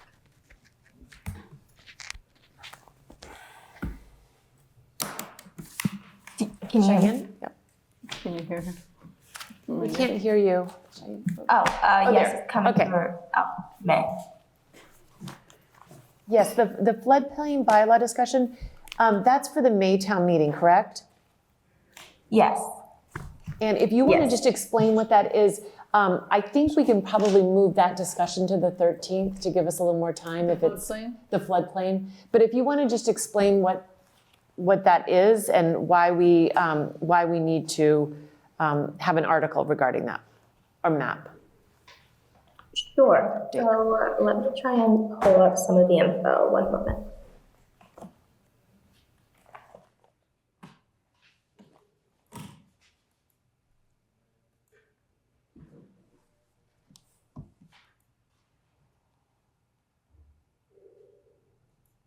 What are we on, ADU or MBTA? I'm sorry. This is, yeah, just floodplain real quickly. I was gonna try to just cross that off. Okay, yeah. I was kind of confused about why we're doing this. It's just to get it Yeah, on the that's town what- meeting or something? Oh, okay. So the floodplain, Cheyenne's gonna explain why we have to update it. It's for insurance purposes for. Yeah, so I'm going to try and explain it, but this is my first time with it. So Eric Carlson from DCR had reached out kind of like the end of December, early January, just mentioning that we do need to update our floodplain bylaw and update our floodplain map. And so that is to stay inside the National Flood Insurance Program. And our changes weren't really significant. Tim kind of briefed me a little bit on it before he left. So it was mostly just replacing a couple of the highlighted options that they gave us. So deleting addresses, and then adding like a recreational vehicle portion, which I have all of that in the folder that was highlighted by FEMA and DCR. And then I just put it in a document for you. So that's pretty much the entire thing that we have to do. Nothing too crazy on that. So Cheyenne, I looked at that model bylaw that was in the folder, and I compared some of it quickly to what's in our bylaw, and it looked quite a bit different. And I know that our current bylaw was again done for being compliant for insurance purposes. And I know when I was on the board when we did that, and we didn't really spend a lot of time on it, and Bill Clark was the planning director, and he said, this is what we need to do, and we did it. But I didn't, I guess, want to figure out if there's more that we need to do. Because in that model bylaw, it says that you, at a minimum, you must have these definitions in your zoning, which we don't have. And it's not in the amendment that, that you supplied to us. So can you look into that and see if we need to do more? Sure, I can look into that. From my knowledge, just before Tim left, he had just mentioned that the only two things that we needed to do were adding the effective dates of the map, which just came out, I think, last week. So I had added that to the document. And then just changing the highlighted things, which were the addresses. But we can do the definitions as well. Yeah, I'm just because that document's in the folder and I started reviewing it, it just made me want to ask about that. And then the other thing is, Do you know if the map is added properties now that weren't in the floodplain before and that are now in the floodplain? Because there's a list of I'm not- properties, but I don't know Yeah. if those are new properties or those were existing. And one of the reasons I'm asking is when we were looking at the MBTA communities locations, one of our criteria is whether the property was in a floodplain or not. And so the other question I had was whether our GIS mapping was going to be updated to show new parcels being added to the floodplain. So I guess the answer to that first is, are there new properties being added? And the second is, are we going to update the GIS map? So to answer your question, I'm not too sure if there's new properties, but to answer your second question, if there are, then yes, we would update our map, and I'd have to connect with Alan to get that done. Okay, thanks. And I thought in the past, the DPW, didn't they do something with this floodplain? I thought we always voted on it at a town meeting, and I thought it always sort of came through DPW. They amended the There was this time that I mentioned it came through the planning board, but it was through the planning director, through Bill. That's my recollection. All right. So Cheyenne, if you could look into that just a little further and just, what exactly we would need to change and if this is affecting new properties or an existing map that we're going to be looking at. That would be great. All right. And that's for May, so it's not for February, so we have a little time to get more information. When on are that. articles due for the May town meeting? Cheyenne, what are the May town meeting article due dates again? I checked with Nick Connors, and I believe he said mid to late February. Okay, so coming up. Don't have a lot of time. We don't have a lot of time. Okay, great. And then, okay, perfect. So do we want to, because we do have somebody here to speak, but Cheyenne, do you want to just quickly address the East Milton Square zoning amended contract with MAPC? So we can check that. Sure, let me pull that up in my email. This is just for that extension of having 3 to 4 meetings and just being able to So wrap things up with them. it's a $6,000 value. Yeah, and it was a reasonable amount. Not I to thought that exceed, was, too. yeah, not to exceed. I think so. And he included a public hearing in there, right? 6 meetings plus a public. Yes, it includes a public hearing. So yeah, just like Meredith said, it's for up to 4 additional meetings and a public forum. And then it also includes little things like minor revisions on feedback, and I think other revisions after the public forum, but that is for a cap of 6,000. So currently, I believe we have 49,500. The other 500 was taken from UTIL to finish up their budget. So this 6,000 would come from the 49,000 we have. So just so you have that information. Great. Perfect. So you just need for us to make a motion to approve your signing the contract with MAPC, correct? Yes. Well, and the use of our planning board The use of funds. the planning board Yeah. funds to, yes. To sign that contract. To extend the contract? To extend the contract, yes. Use Was of it for funds up to 5,000 or up to 6,000? 6,000. Up to 6,000. Is there a motion? I'll make a motion to approve the contract amendment to extend the MAPC contract for the East Milton Square overlay zoning. Do we have a time frame for that? I think we said March, through March. Through March, with a budget of up to $6,000 from the planning board budget Second? Well, it's actually for 3 months. for 3 months. 3 months, which And was, then with the, at the discretion, it could be extended for another 6, if need be. All right, so let's just say it For the for 6 months then, for up to 6 months. Up to 6 months and up to $6,000. Is there a I'll second? still second it. All in favor? Aye. Great, okay, thank you very much. And we have somebody who has requested to come and speak. Again, we're going to try to move, just to have a brief discussion on this. The MBTA community zoning discussion. Cheyenne, do you want to just, we had first put this on because the SJC had issued a decision, and we just wanted to announce that. And just sort of briefly tonight talk about moving forward based on the SJC's decision. Did you want to say anything about that? I think most people now know about the SJC's decision, but if there's anything you would like to add, please feel free. The only thing that I wanted to add was that they were saying that we needed to do that 30-day work plan, which me, Meredith, and Nick were talking a little bit, so we're gonna have to decide on that.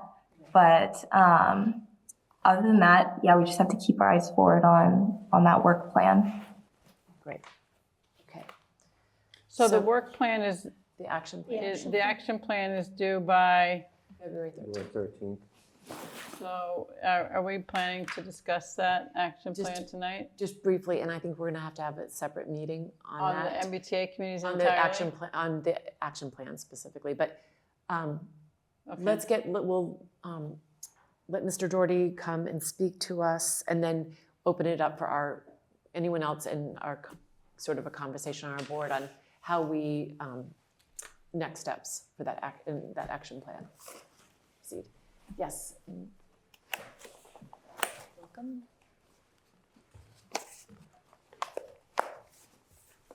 Hello, thank you.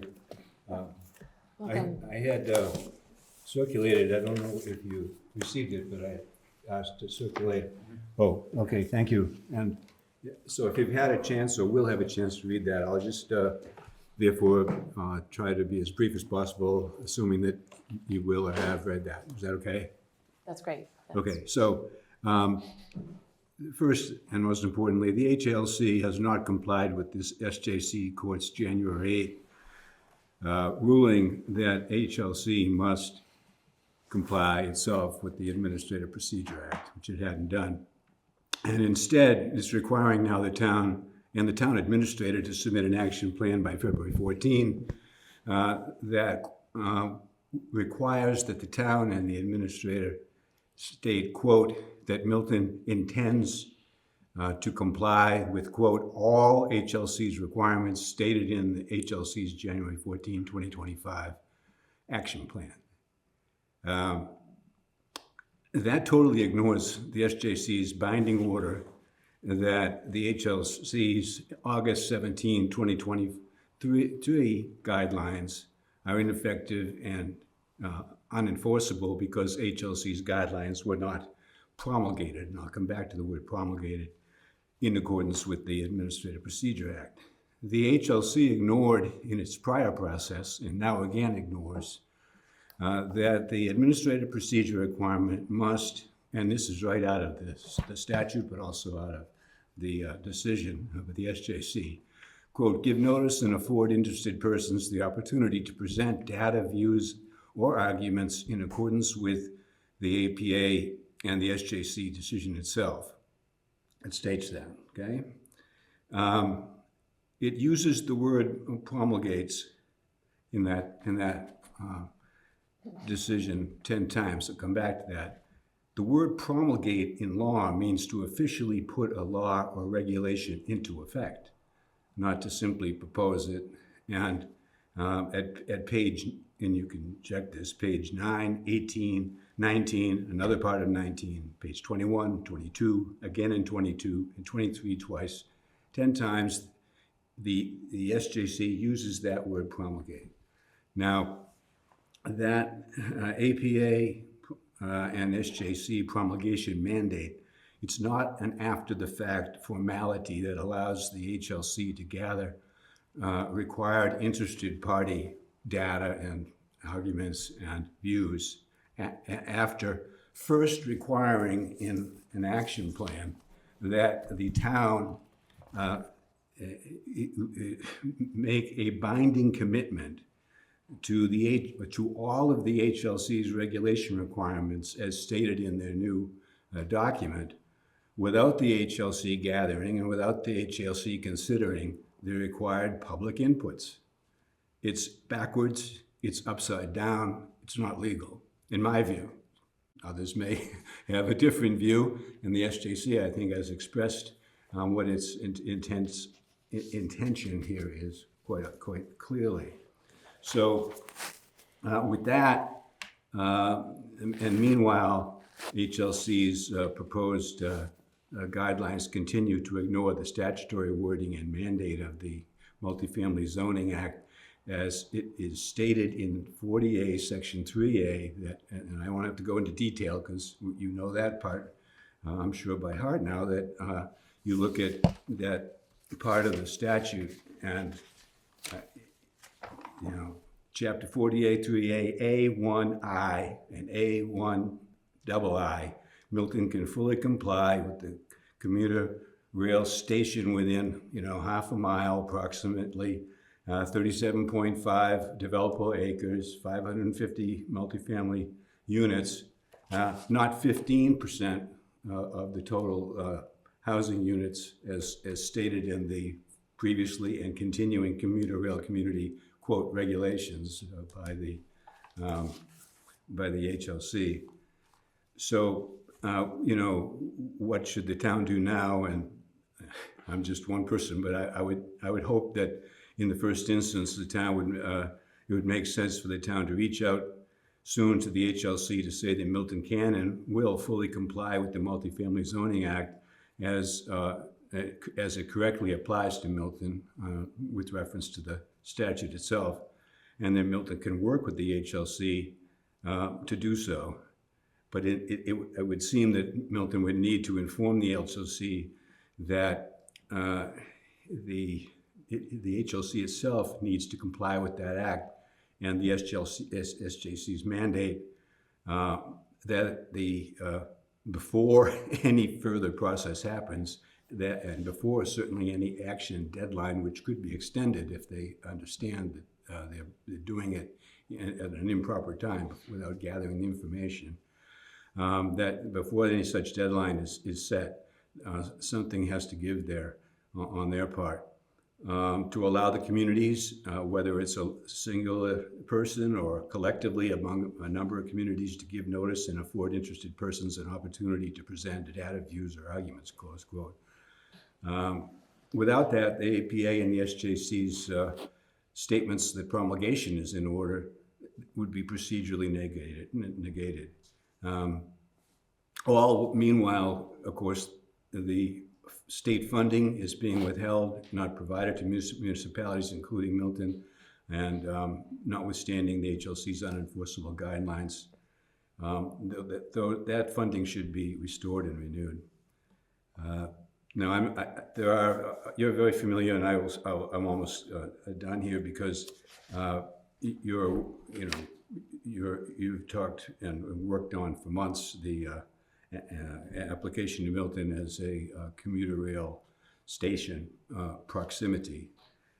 This new amendment, though, at 72.02, page 5, subway station, the new word subway station is now changed to mean, quote, any stops, not stations, right, along the MBTA, and stations are not, stops are not stations, along the MBTA Red Line, Mattapan high-speed line included.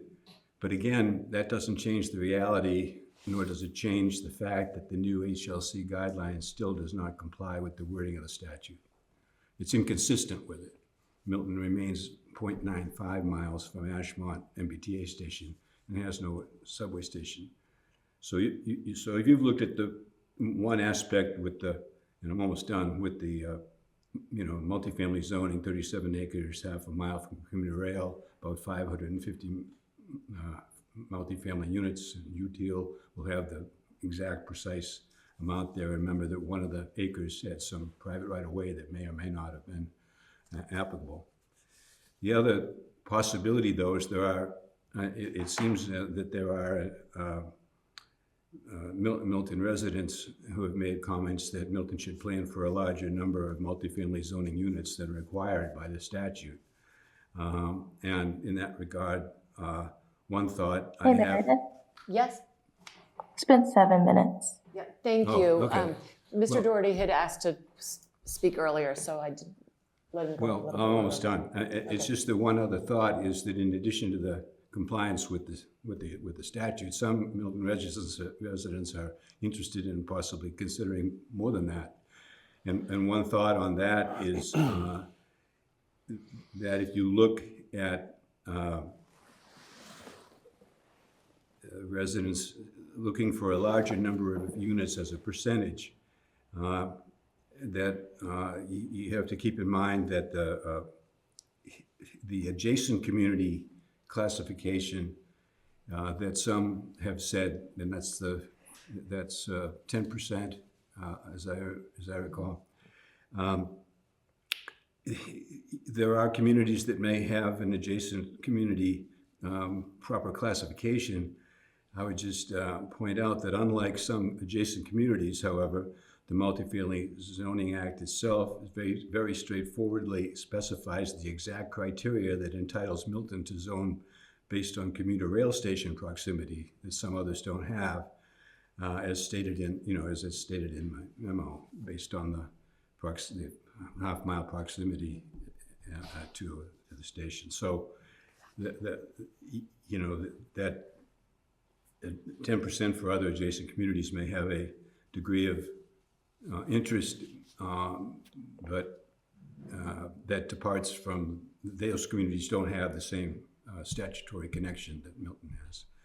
Lastly, the action plan, this is like 2 sentences, but the action plan, I think it's pages 2 and 4, is problematical because on page 4, page 2, they ask for checking boxes with regard to regulations that are themselves, even as to commuter rail station, inapplicable in the sense that of the 15% that I talked about, it's just not statutorily consistent. But at page, page 4, what did I say? But and then you have page 2 and page 4.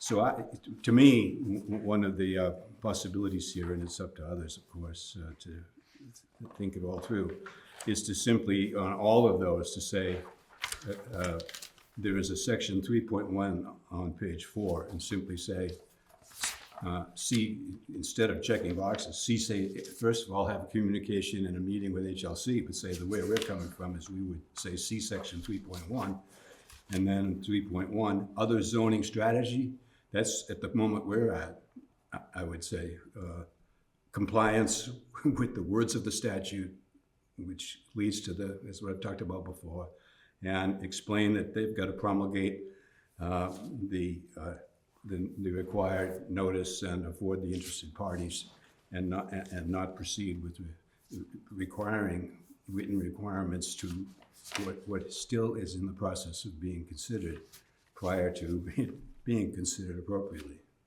Thank you very much. Okay. Thanks a lot. Okay. So we do have, maybe like 10 minutes just to talk briefly, because we now have found out, not only since we posted this agenda, that we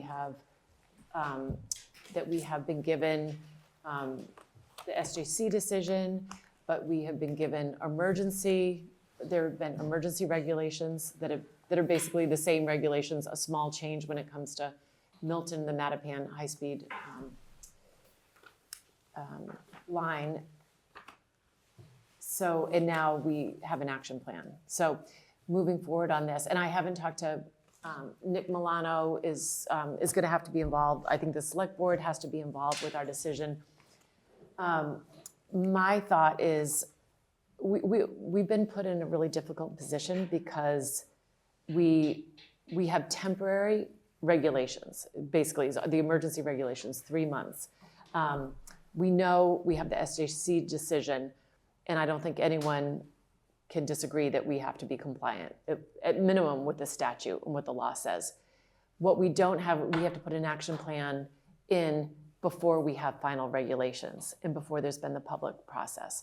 So that is a bit of a challenge in itself. And I think, you know, for many residents in Milton who still strongly believe that we don't have a subway station in Milton, that we are 0.95 miles from Ashmont, that we are within 0.5 miles of a commuter line would lean us to fall more into an adjacent category. And, you know, I think having that discussion with HLC would be very important. I think for us, and I would like to work with the select board on whatever we decide to do, but my thinking is we at least need to have a zoning district which is compliant with the statute, just baseline. But I think I would like to have something for Maytown meeting. I think we owe it to the residents to have something to move forward. What I would like to see us do is something that is compliant with the statute, but then also at minimum compliant as close to an adjacent community as possible. And I think with all the work that we've done, we could at least present those. I believe a lot of people in Milton would, and I believe town meeting would approve a plan that would be as an adjacent community. We don't have any districts that we've studied in what the density would be, what the heights would be. We have none that are compliant with adjacent community. We've looked at the land area that's adjacent to the commuter rail station, but we haven't gone through and drafted any zoning.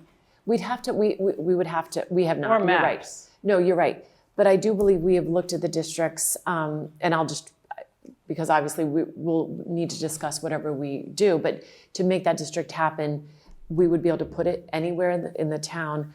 And I think if we looked at what the density that we have, extra space storage, the 88 Wharf, Milton Hill House, the 1 Elliott, all the way up to the Hendry's 36 Central, the density is quite high, and the height is, you know, I think we have those sort of built in. Again, we would have to have UTIL run that to see if that would come out to be a 10%, but I would at least at a minimum like to be able to put something that agrees with the statute and offers a greater density if town meeting were to decide that they wanted to go to a higher density. But I think it's reckless for us to just put any zoning without having final regulations. I think beyond sort of a level that is. I don't see, you all decided that we shouldn't have a public forum in the fall to start talking about this with the public. So we don't know really what public feedback is going to be. And now that the decisions come forward or been issued, there's been no public meeting yet where really any discussions happened, right?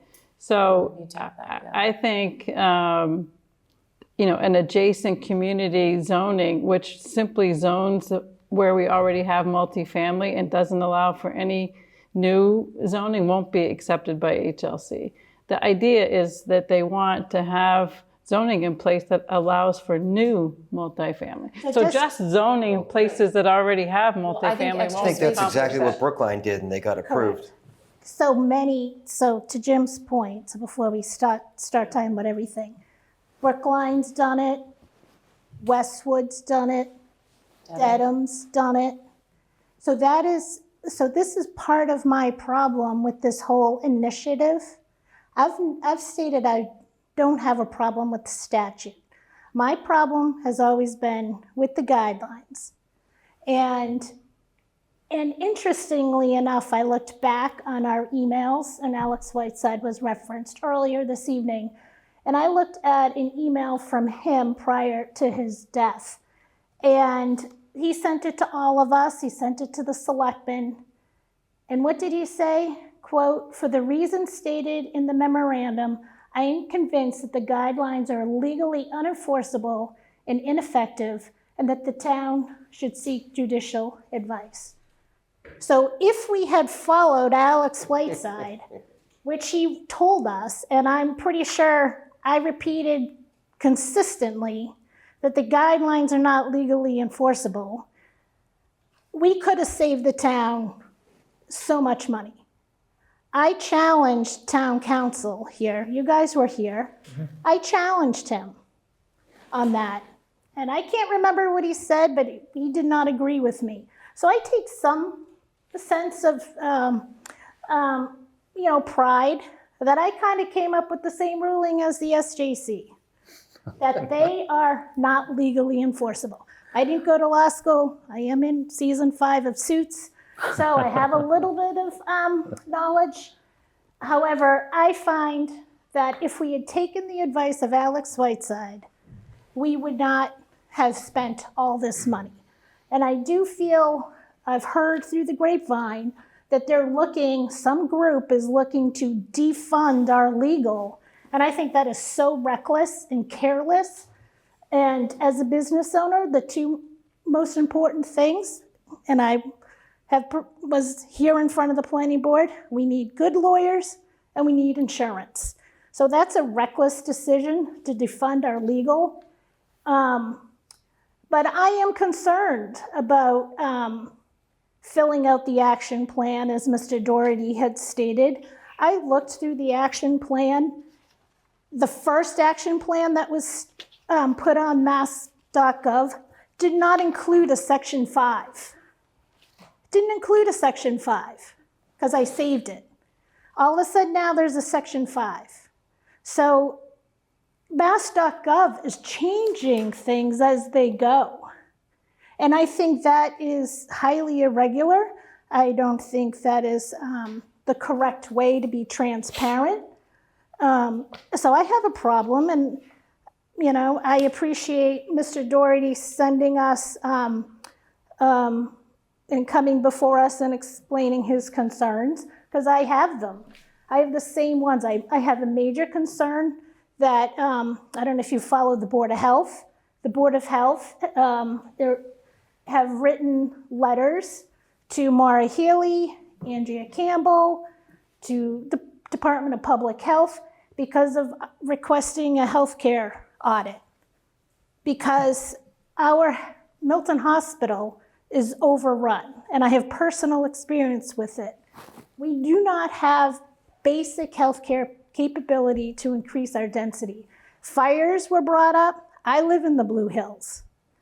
And yes, we have a fear of fires, and we don't even have resources. I'm the planning board's rep on the Climate Action Committee, and we just talked about this at our meeting last week. We're trying to come up with a plan to deal with wildfires. They've been in touch with our fire department. They said we don't have resources. We depend on mutual aid. We have 11 firemen on staff at any one shift. We have 6 policemen on staff for one shift.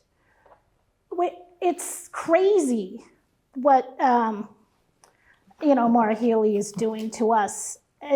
She doesn't have a plan for us.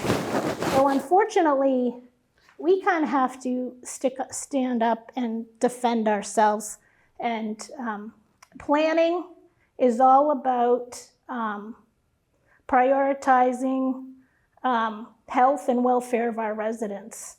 And I feel like this whole plan is, it's crazy. It's crazy. So that's just my 2 cents on this whole process.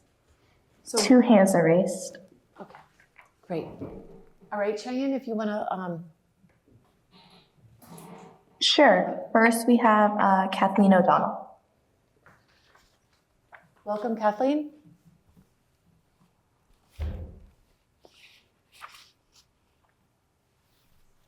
There we go. Thank you. It's Kathleen O'Donnell from Precinct 7. I thought the item on the agenda was the consideration of the action plan and the completion of an action plan to be submitted to the state. I don't think this is the appropriate time to start discussing whether or not we think MBTA communities makes a lot of sense. We spent almost $300,000 in legal fees to find out that that MBTA law is in fact enforceable. I don't understand why we wouldn't be just moving along in a rational way to fill out a form and send it along to the state and get things moving. To sort of revisit this whole situation about the red line and all that sort of stuff doesn't do us any good at all. You have to do a plan. You can't submit something that isn't going to work. Why can't we just fill out the action plan as best we can and submit it to HOLC? It's just silly not to.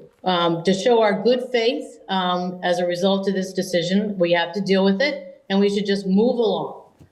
It's just amazing to be talking once again about the fact that, we're being picked on by the Commonwealth, et cetera, et cetera, et cetera. I think we need to really concentrate on the task at hand. I don't think that it makes any sense to try to push through zoning by May. We won't have it organized, and you won't have the final regulations. As Mr. Doherty points out, there's still emergency regulations. They haven't finalized them yet. And so it doesn't make any sense to push through to town meeting a zoning bylaw that actually doesn't comply with what the ultimate regulations might be. I think you should just take a deep breath, fill out the action plan, put in reasonable deadlines, and start to work on something that's going to work for the fall. It's crazy to try to do that by May. And that's all I need to say. I don't need another 7 minutes. Thank you.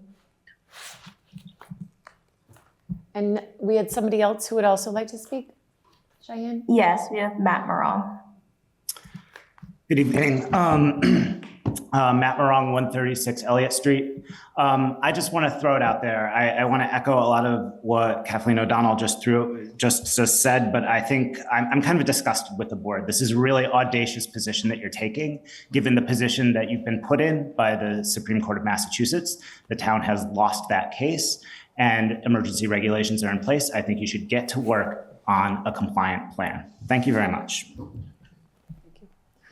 So we are discussing moving forward with an action plan. Just That's what I thought we were doing. We are planning to put one through. I just needed some commentary because we haven't discussed anything about the so we will need, SJC. and we're going to need to schedule another meeting because obviously we have to get to ADU tonight. But I just want the members to be able to comment how we move forward because it's not so simple just to fill out an action plan when you don't have the final regulations. So that is the issue at hand. And I guess that... There are regulations in place, Meredith. They are emergency regulations. Excuse me. So I guess it would be, in my view, good to get town council's opinion about the emergency regulations. I'm not a lawyer either. And the governor issued the regulations and they're there. So we either, we need an opinion about that. And if it's a judgment that we think we don't want to have to follow the emergency regulations, I think we need to understand the implications of that. If there's a cost to us for that, a legal cost or a financial cost. And I would like to understand that better before we make any decision about the action plan. So the emergency regulations are a 3-month. It's a 3-month right. term for the regulations. And they have to be still properly promulgated and there has to be a public hearing process. Yeah, the problem is she's made it perfectly clear that no matter what feedback she gets, she's going to put these guidelines in regardless. She could care less of what feedback we all give her. So my fear is that in 6 months, we will have to be compliant with the original guidelines. SJC, decision be damned, which is an awful arrogant thing to do, but I think that's what we're up against. My opinion is whatever we do as a town, as a board, as a town administrator, as a select board, we should be enormously careful in all respects. I don't feel like we should commit to anything because we feel pressured to do so unless there is just reason to do it.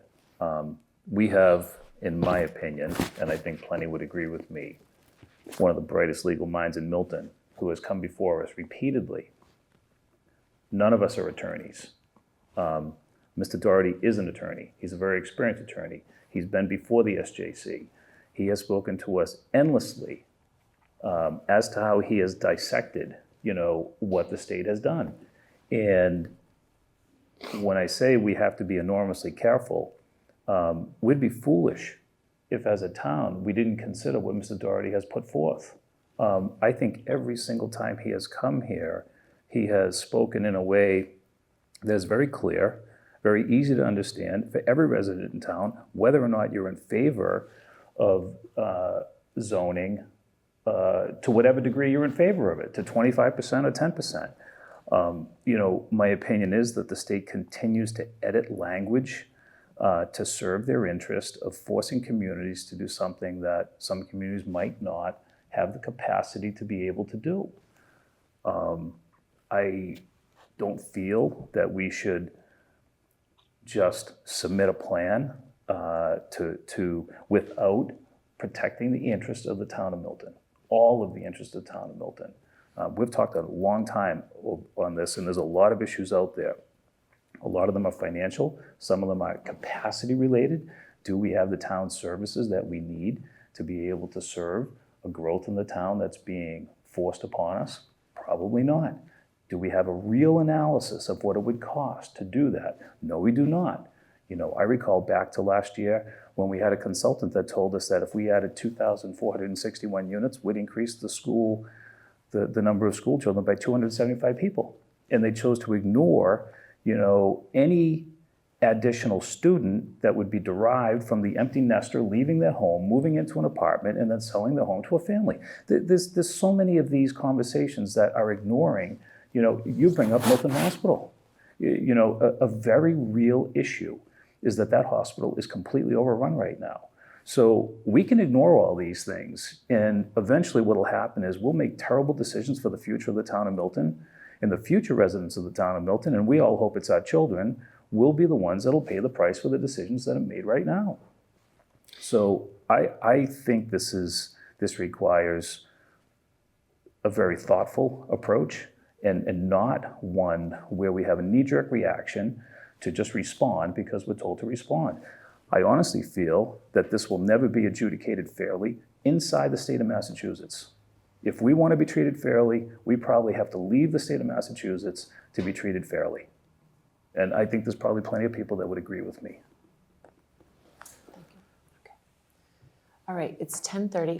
I'm going to have Cheyenne circulate some dates that would be available for us to meet and talk about how we move forward.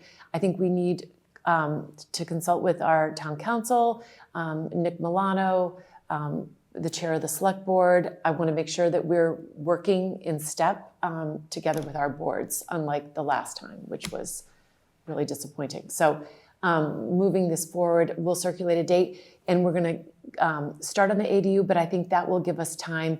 We could have a combination meeting to discuss action plan and wrapping up the ADU, possibly next week. And Cheyenne, would you be able to send out a sort of a poll to the members to see when they might be able to meet? And I know next week, maybe we can just decide right now. I'm available any day. Is there, I have something on Thursday, the 30th. I have a question for you. Yeah. Since everything's going to print next Wednesday, and if we're going to be looking at the ADU, we should probably look to Monday or Tuesday. I could do either. I can do either. So, Do you have a?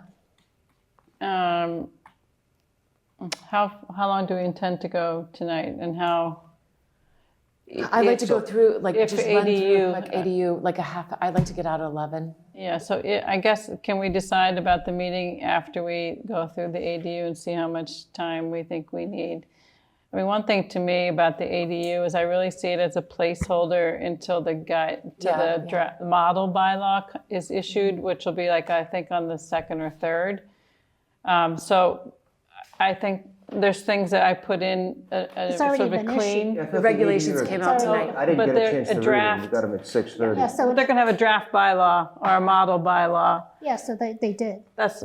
That's just a revision of the regulations, which, again, I haven't had time to review. But I guess my point is they're going to have a model bylaw. Right. And Which they were supposed to have. they said they would issue like, I think the 2nd or 3rd of February.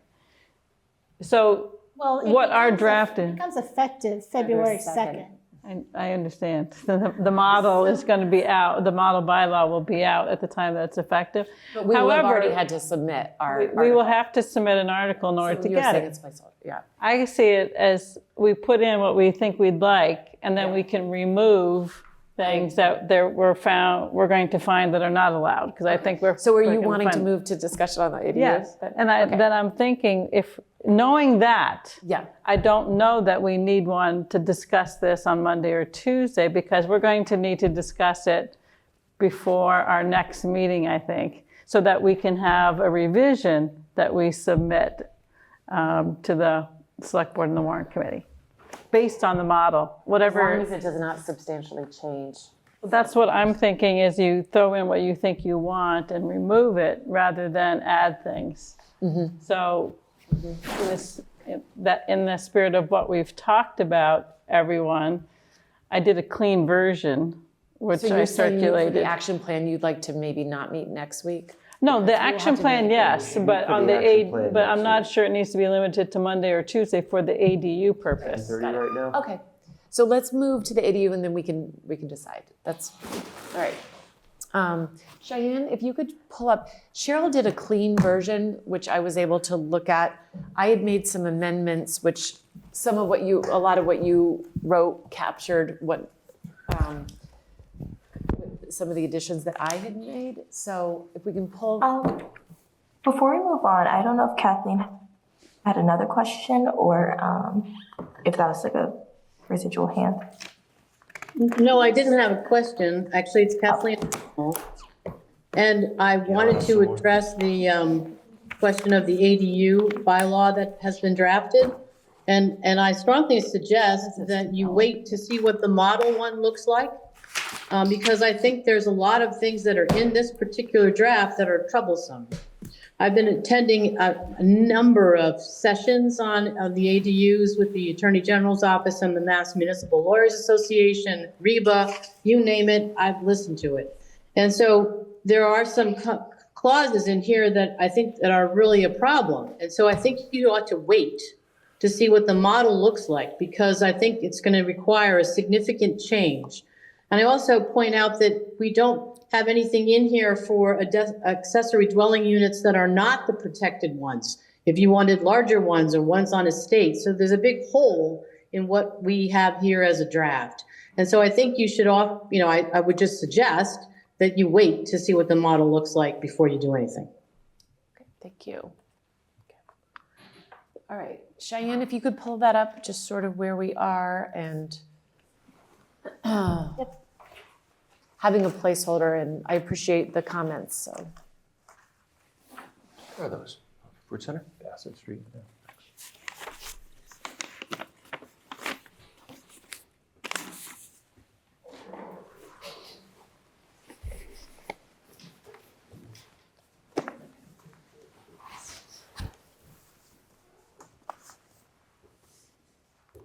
How are we doing?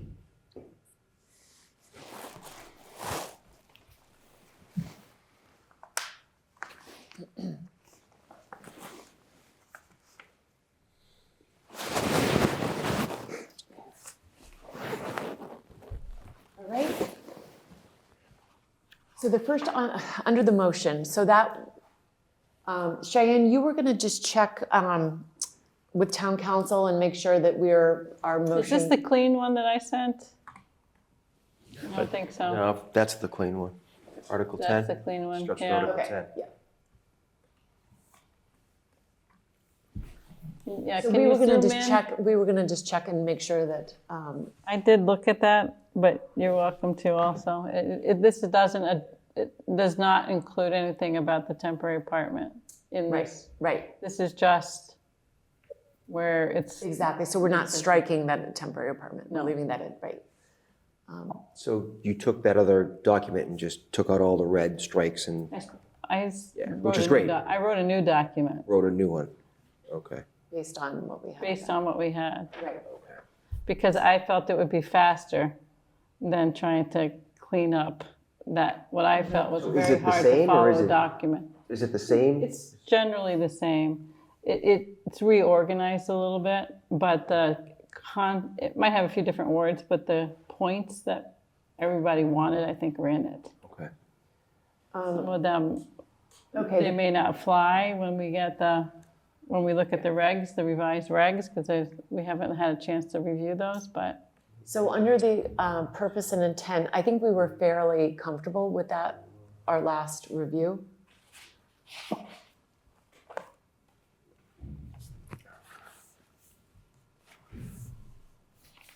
And so going down to definitions, you had added, Wait, so what, under purpose and intent, number 2, it says add dwelling units to meet the needs of smaller households. And then it says, and make dwelling units available to moderate income households who might otherwise have difficult finding houses. So my question, is that an accurate statement? Because, you know, the understanding is the ADUs are going to get rented probably at market rate. So market rate rentals are probably might not be available to moderate income holders. Who are having difficulty finding housing. I mean, it's the reason that the state is wanting to put the mandate on the ADUs is to provide housing for people who are having difficulty finding it. That's the purpose. Whether it achieves the purpose or not, Right. I guess, is So another that's question. what, But you know, because, you know, I look at my daughter's a teacher, and going rate of rentals in Milton is like $2,500 to $3,000. Can she afford that? Probably not.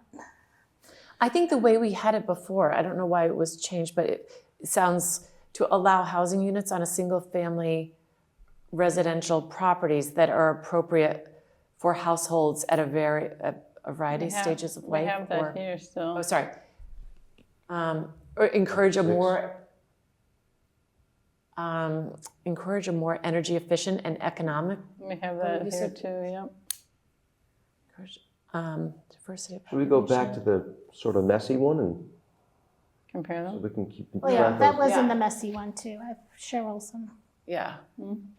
side by side. Isn't that's Yes, in the so messy one It's too? in the messy one too. It's in the messy Yeah. one too. I may have just reorganized the. Okay. But I Now you still have under purpose and intent. It's You all have the same, it's all right? the same. That's all the Okay. same. Okay. But I was That's- just reading through, and is that the purpose? Is it really to make these units available well, it's for moderate income? remember, most of the housing stock in Milton is not 900 square feet or less. Right. Most of it's more. And the idea is a 900 square feet or less is going to be reasonably less expensive. Whether that's still hitting the market, I Yeah, don't but think, common I sense don't think it is. makes That's a two-bedroom. Yeah. Sorry. Yeah, But it's it's a still the- two-bedroom. We're in Milton. And they're gonna be We're brand 10 new. miles south of Boston. I just don't know if that's an accurate statement. And maybe to me, words matter, and maybe that's, I think isn't that part of the purpose though? Isn't that, what you're skeptical of whether it can be met, but Correct. isn't it Yeah. a part of the purpose though?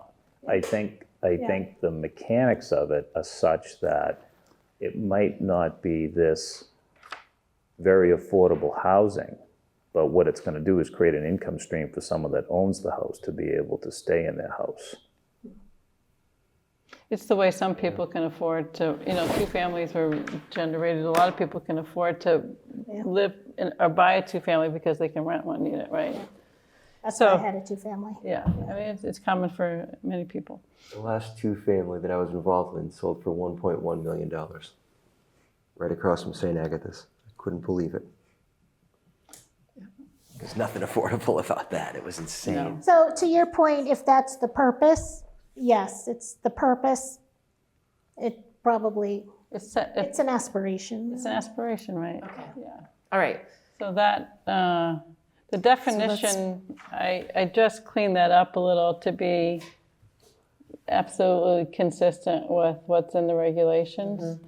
Just one question on that. Should it say of smaller households or for smaller households? That language is directly from the. I know, but it's probably At wrong, least the isn't it? last draft of the regs. This does not reflect the regs that we just got today. Yeah. Okay. So, the update, Yeah. so we All right, have to just- look at it. Yeah, okay.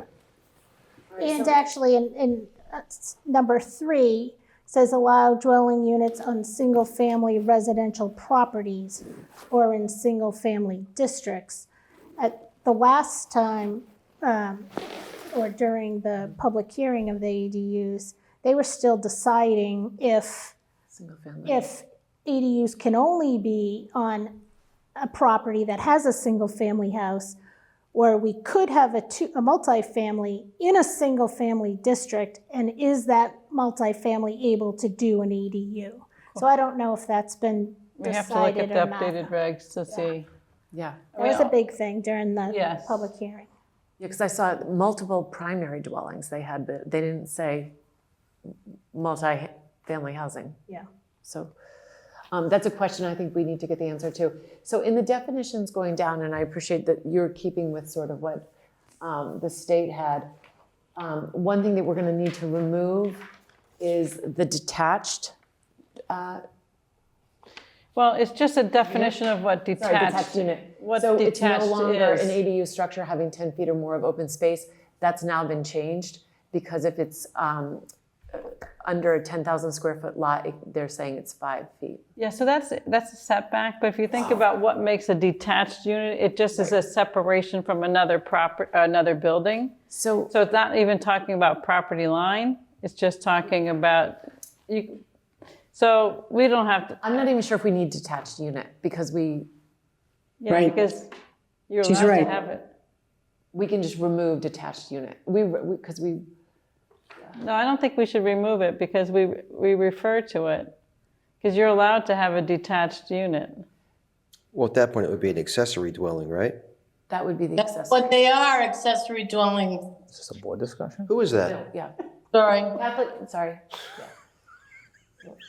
You can raise your hand if you have something to add, but Sixth Sorry, planning board I thought member. I was muted.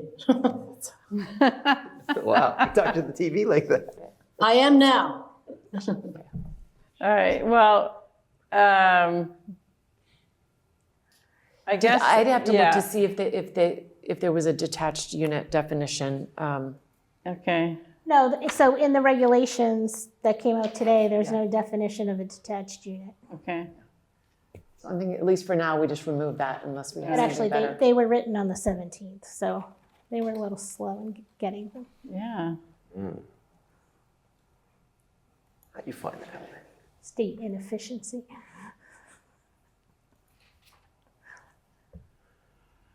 Okay. So are we moving along? Yeah. Dwelling.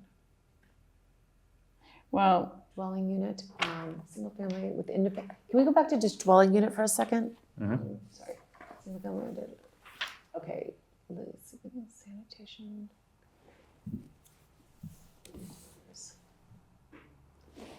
So this, it's the same as the reg. right, but was What's this yours, forward? Cheryl, or was this no, this was not yours? Oh, no, that's not mine. Okay. So we could either, yeah, all right. So what's that? Oh, you know what I just was going to add to this. This definition does not include a mobile home trailer. So where did this come? Oh, That was in, Cheyenne? I had made some additions to our previous. But this one, but this doesn't match the state's definition of a dwelling unit. What was added? So that's why. So I hadn't seen the state's Oh, I definitions see, yet. okay. So we're all right, we're gonna let's take go that back out? to. Can we go back to Cheryl's clean version on that, which had the state's definition? So you just want to take out the red? Actually, do you have the? Oh, wait, there's something else up there that you added. That we didn't discuss. So Meredith, it had some additions. I think it was yesterday. Yeah. And so then when we got your document, she wanted those added, and then we just, Yeah, okay. we're gonna tackle it tonight. So the red is Okay, I say, what we sorry. got into. Yeah, it's fine, I just didn't see that, we So didn't within talk a about lawful it, so. principal single-family dwelling, which we're not sure about that, but subordinate in size to the principal dwelling unit and separated from in a manner that maintains the appearance of the entire structure as a single-family dwelling or a detached accessory structure on the same lot as the principal dwelling. But these are gonna not in the definition in the regs. This is so- expanding beyond. You don't think we can deviate from Let me just see what you have here. states? Can you zoom in a little closer to, or Make it larger? bigger. Make it bigger, there you go. My glasses. See, because the way they've defined what is eligible, I don't think it's just a single family too. Well, that was the question, is, we think- don't know that yet, though. I think, Well, again, these, oh, yeah, so these. Or it could be. So that was my question. We could take out single family and just put principal dwelling. principal dwelling then, okay, yeah, that would be We more want to take out, consistent. yeah, just, So I have a process question. Single family, So yeah. ADU, the state had a public hearing, I watched it. They then promulgated these regulations. My question was, and I called HLC today to ask this question, and the person I talked to had no idea what an ADU was. And I said to them, these regulations were created, are they taking public input? Are they taking additional public input on these regulations? But unfortunately, they haven't called me back. I thought they were just taking questions up till the 20th, and then they were going to. Right, and then they created that. these regulations, and so then my question was, Is there additional public are comment? there, correct, is there additional? So they didn't call me back. And they're not gonna. So, by the way, on the revised regs, under protected use ADU definition, they say an attached or detached ADU. So they do refer to a detached ADU, but they don't have it defined. So, it's, okay, right. So moving That's what happens down, when you rush.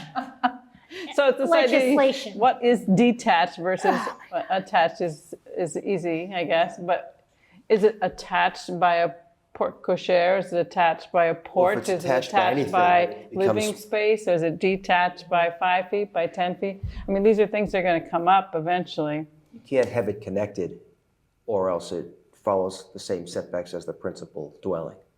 So detached is completely detached. Like if you do a detached garage, it follows the accessory structure's Yeah. setbacks. But we're But saying if that here garage it is has to- connected to the house with that little, like you say, porte cochere or something, those aren't connected. A little breezeway or something, or a little roof, then it's the same as the principal dwelling and follows those setbacks. Yeah, Does that except help? that they're saying here that Detached is detached and attached is attached. you can make it follow the same as the primary dwelling, not the accessory.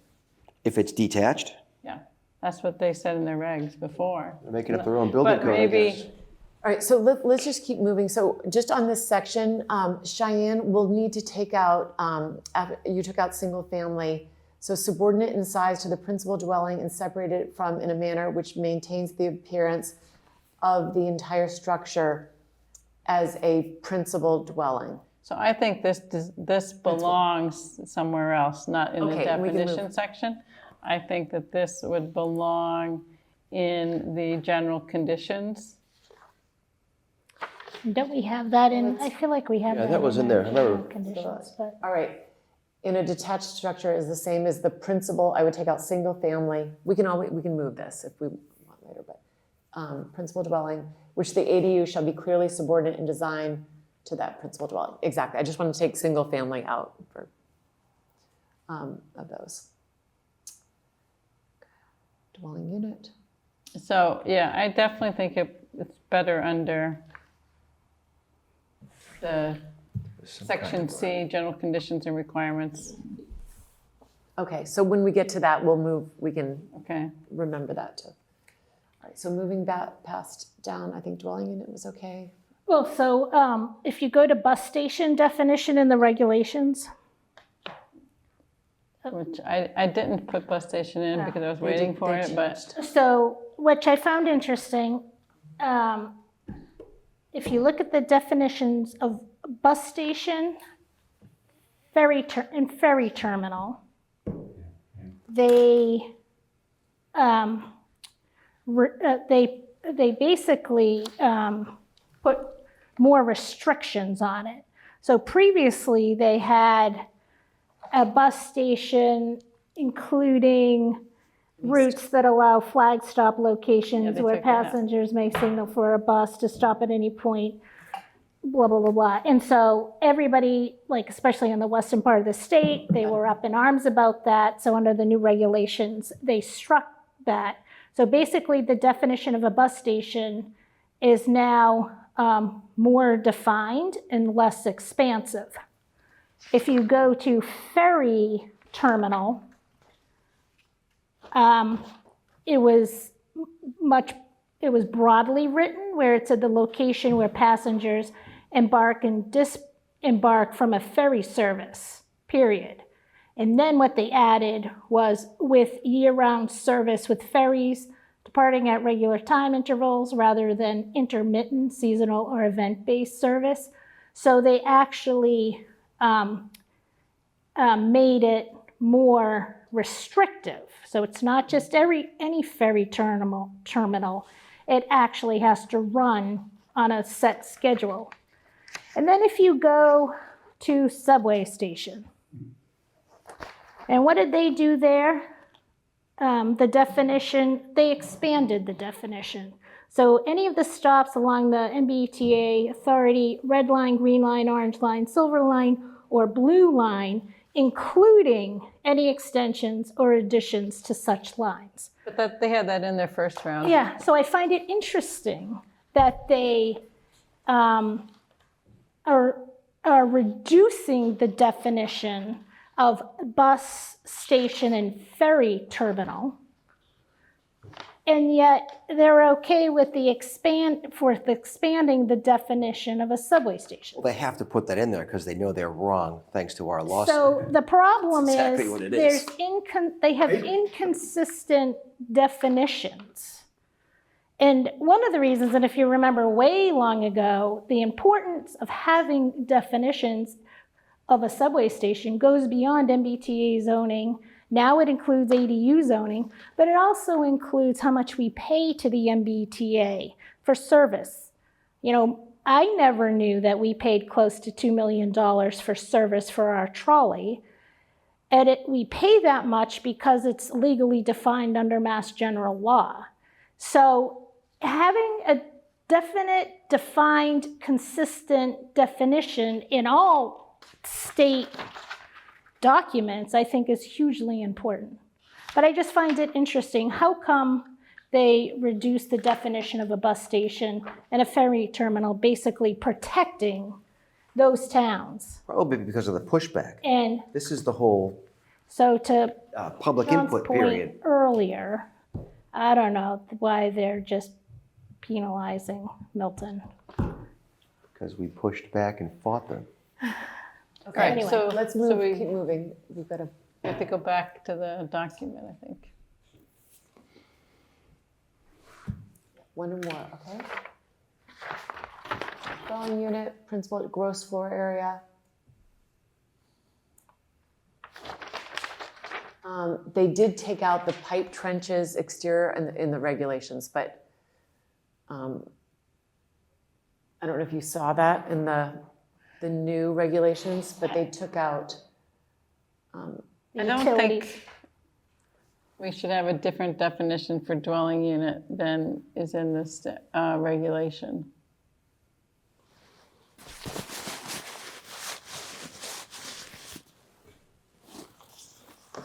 You could just keep the last I think, sentence. yeah, just the last sentence is the only thing that if you needs to be want added. to. Yeah, that was before I had read yours, so. Okay. Yeah, just that this definition does not include a mobile home. Yeah. Yeah, Perfect. Mobile home or trailer, or mobile home trailer? However mounted.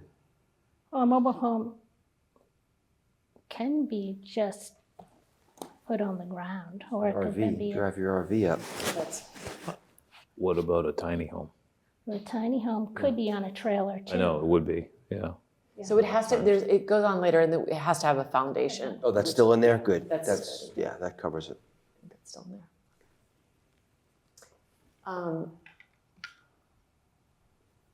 So I had some other, is this directly from their regulations? Because I had some. Yeah, because dwelling what we had before wasn't, and so I just felt like we needed to. Because I was clean going to that up. add common areas.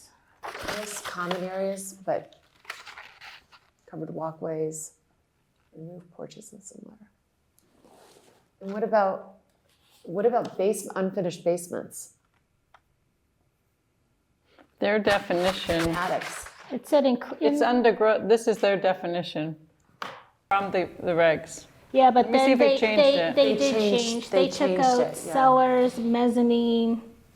They included lofts. They took out penthouses of headroom height. What do you mean took out cellars? So you can't put an ADU in a cellar now? No, it's measuring gross floor area. All right, so we'll have to modify that to be consistent. So what's the difference between a basement and a cellar? The fact is it's unfinished, so you A can't use. basement is okay, but a cellar is not. Oh, I wonder. So we'll have to. There may be a So height or headroom. Cheyenne, can you, I think that's something you could probably do, is just take that new definition of gross floor area from the regs, since they're final now.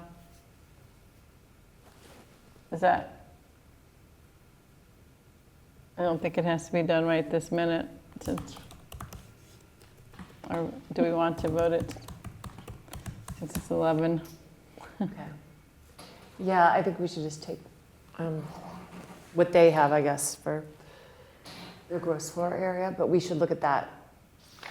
Why don't we, since we have not had a chance to look at these regulations, let's skip this section right now and well, it's 11. All right, so we know that one. Let's just quickly, we don't have all the same definitions they do. We can decide whether we want to add them, I guess. Yeah, and also like in the short-term rental, it drives me nuts when it just says as defined in Mass General Law. You know, they really should put the definition, because now I have to go and look up Google Mass General Law. You know, so why not just put the law in the definition? A cellar is typically used for storage, while a basement is the part of a building that's wholly Well, or I think we partly do below want to add ground our level. language that it would not be less than 6 months. A wine cellar. I thought I put that in later. It's just not Okay, under the okay. definition. Drink anymore. All right, so Cheyenne, let's move down a little bit further. Okay, general conditions.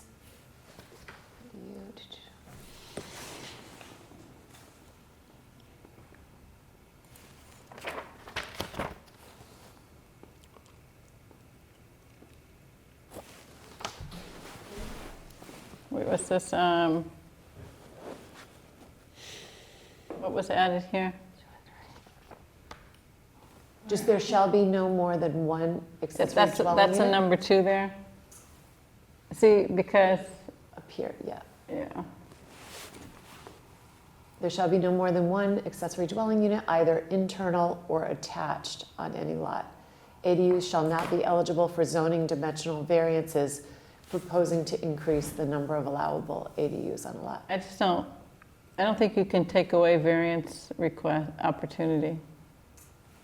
I just don't think that's legally allowed, but if. To increase the number of ADUs, it's just telling people if you're only allowed one ADU per lot, don't bother getting a variance because you're only allowed one ADU per lot. That's just taking away a variance for that. For multiple ADUs For multiple ADUs. on a lot.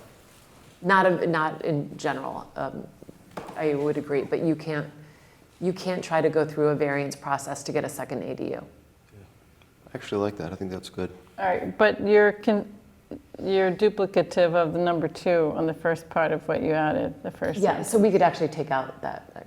And it should be separate, I think. So make all the red number 2 and delete number 2? No, keep, Yeah, that could just be moved down. The red could be moved down, and that's the new number 2.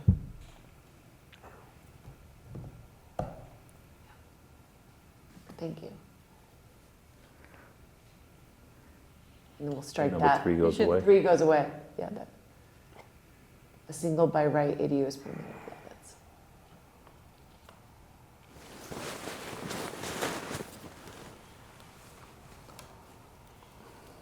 Three, I think we all agree on. 4. On 6, did the state ever answer the question on a minimum size? Did they answer any question? No, you know what, they added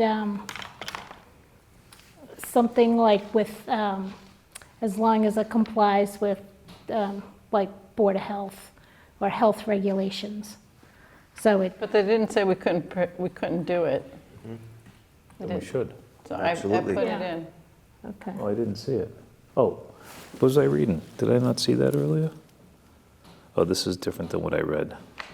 Is it? Oh, no, it's there, right there. I'm sorry. Not less than 350. Okay. Don't worry, it's only 11 o'clock.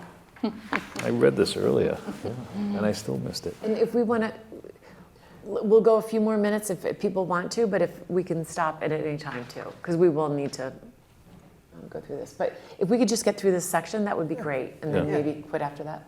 Can I ask a question on the period of time? Oh, can we not make it 12 months? An ADU may not be rented. This is number 9 for a period That less was than. 12. It said 6, right? Oh, it's supposed to be 12. We had it 6 at one point, and then we discussed 12. I think I thought we had changed it to 12 I last. thought that was 12. All right.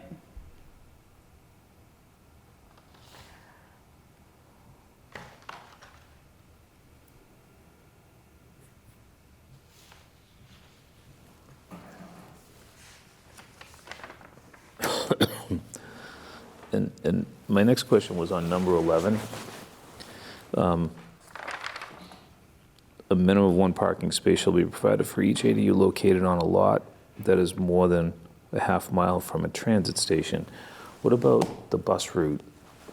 That's what they defined the transit. Now we need to go back and add the full definition of what a transit station is, but I was thinking that they might modify that, which they did. So we'll leave it alone for now. We're gonna have to add a definition.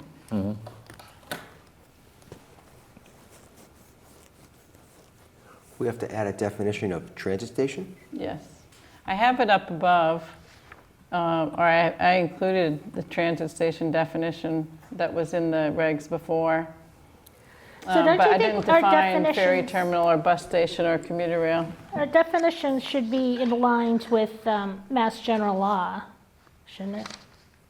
Subway station, commuter rail station. ferry. Has to be with the regs, doesn't it? Do you think it's necessary to say, after the 900 square feet, something along the lines of, once an ADU has been added to a single-family dwelling unit or lot, the accessory dwelling unit shall not be enlarged beyond the square footage allowed by this section? What number are you on? I'm sorry. No, this is just this is going back to the 900, no more than 900 square feet? Well, it throws it out of an as of right. They might be able to request that through a variance that it can be enlarged, but it wouldn't be, the statute or the regulation doesn't allow it to be as of right anymore if it's more than 900 square feet. Okay. Well, I would like to see it capped at 900 somehow. It is. As of By right, right. it is. As of right, but if, But what you're saying is that write some language in that prevents someone from coming in and getting a variance to go from 900 to Right. 1,200, whatever. Once an ADU, we can add it and then always take it out, right? Well, What's the doesn't the statute say 900? No? It limits to, an So- ADU so- to 900. That's by right, though. So remember, everything that is in that means that you can get the ADU as of right. But we don't have any zoning that allows an ADU that's by any permit. We only have the temporary apartment. So like Kathleen O'Donnell mentioned earlier is, that's a hole that we don't have here, is allowing an ADU that's by special permit that falls outside of the minimums or what criteria that are established in the regulations. Right, and we talked about that before, that there are some people, I think Sean mentioned it, there are some people in town who do just truly want a temporary apartment. That was the thinking for keeping the temporary It was, apartment. yeah. But I'm just thinking about But some capping the people, 900. some people do request an ADU be more than 900 square feet through the variance process now. What do they request now? There is no ADU. Temporary apartment. Temporary apartment, yeah. It's the same square And, footage. and I get that. That's the reason why I wanted to keep the temporary apartment bylaw as is and keep this limited to 900. So somebody who wants to turn their house into a two-family can't turn it into a big one. So I love the, not allowing it to go bigger than 900, whether it means we have to write in that you can't get a variance or whatever it takes. I like it capped at 900 personally.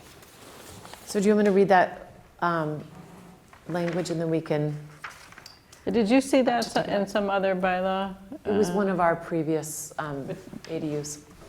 So you don't remember seeing that? Like, I'm just wondering if you can take away, I'm back to whether you can take away variance opportunity as a legal matter. But I don't. Yeah. All right, let's put it, we can add it and then decide if we want to take it out later. Or they'll take it out. The Attorney General will take it There you out. go. So that was after the 900, yeah, okay, after number 6. I'll just read this, Cheyenne. Once an ADU has been added to a dwelling or lot, or primary dwelling or lot, comma, the accessory dwelling unit shall not be enlarged beyond the square footage allowed by this section, period. Once an ADU has been added. Could you read that line for me again? So does that leave it open to before it's added, you can get the variance? Hang on a second, let Cheyenne get caught up here. Shall Not, where was I? shall not be enlarged, right? Hold on one second, sorry. Where was I? Shall not be enlarged beyond the square footage allowed by this section. So that would still allow for someone who built a 600 square foot one to be able to increase it to 900. Yeah. Okay. Yeah. And Cheyenne, I had one other Sean's packing up, Mary. thing that I was just looking at. This is just real quick, because this is something that I've been thinking of. So right before we put the Have a lot more 12, an stamina ADU than may I do. not be rented for periods less than 12 months.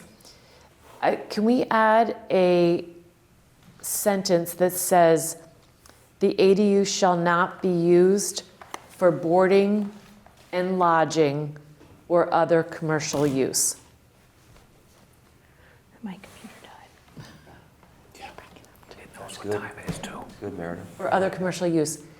You don't know that somebody who may rent an ADU might use the other bedroom and say, I'm going to rent that out to somebody to come and stay weekly or to stay, board somebody else or an a excellent commercial point. use. So that was just one little thing. So Should you say the ADU and the principal residence shall not be used for boarding and lodging? The ADU as well it's as? under our general regs that they can't, but it's not under an ADU in accessory dwellings. Our It's general regs say you can't Airbnb your house? you cannot, boarding and lodging, I believe, is in there. Okay. Does that cover Airbnbs? Yeah, I think it's short-term rentals. Okay, all right, just making sure, I don't know. All right. Just making sure. Thank you for coming. Thank you. Okay, Thank you, Tom. so I think this is a good stopping place, so we've gotten through, we'll now be next on our process and procedural requirements. This will give us a chance to go back and look at, All right, so The we new need to regs that do just came Monday or out? Tuesday? So Monday or Today's Tuesday? Thursday, that means we can only do Tuesday To post. to post. yeah, we'll have to post tomorrow morning. Is that Tuesday?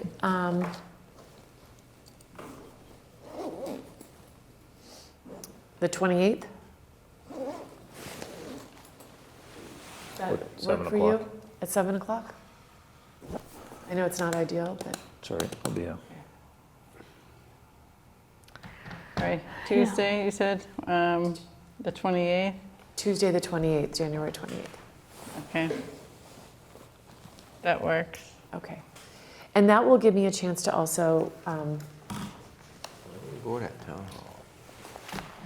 I might have more info. The select board doesn't meet until the 20th, they're meeting Tuesday, to talk about the action, because I would like to consult with, the way the select board would also like to move forward with the action plan. Yeah. But it's still under our purview. No, it has to actually be signed by the town administrator. Right, yeah, But that was. we would that draft was it, that but we would Section draft it, 5 yeah. they added. I think it was the town administrator before, but we did discuss it, and the select We board did, did yes. discuss it. Both bodies discussed it. Right, so I would entertain a motion to adjourn. So moved. Second. All in favor? Aye. Aye. Thank you all, good night.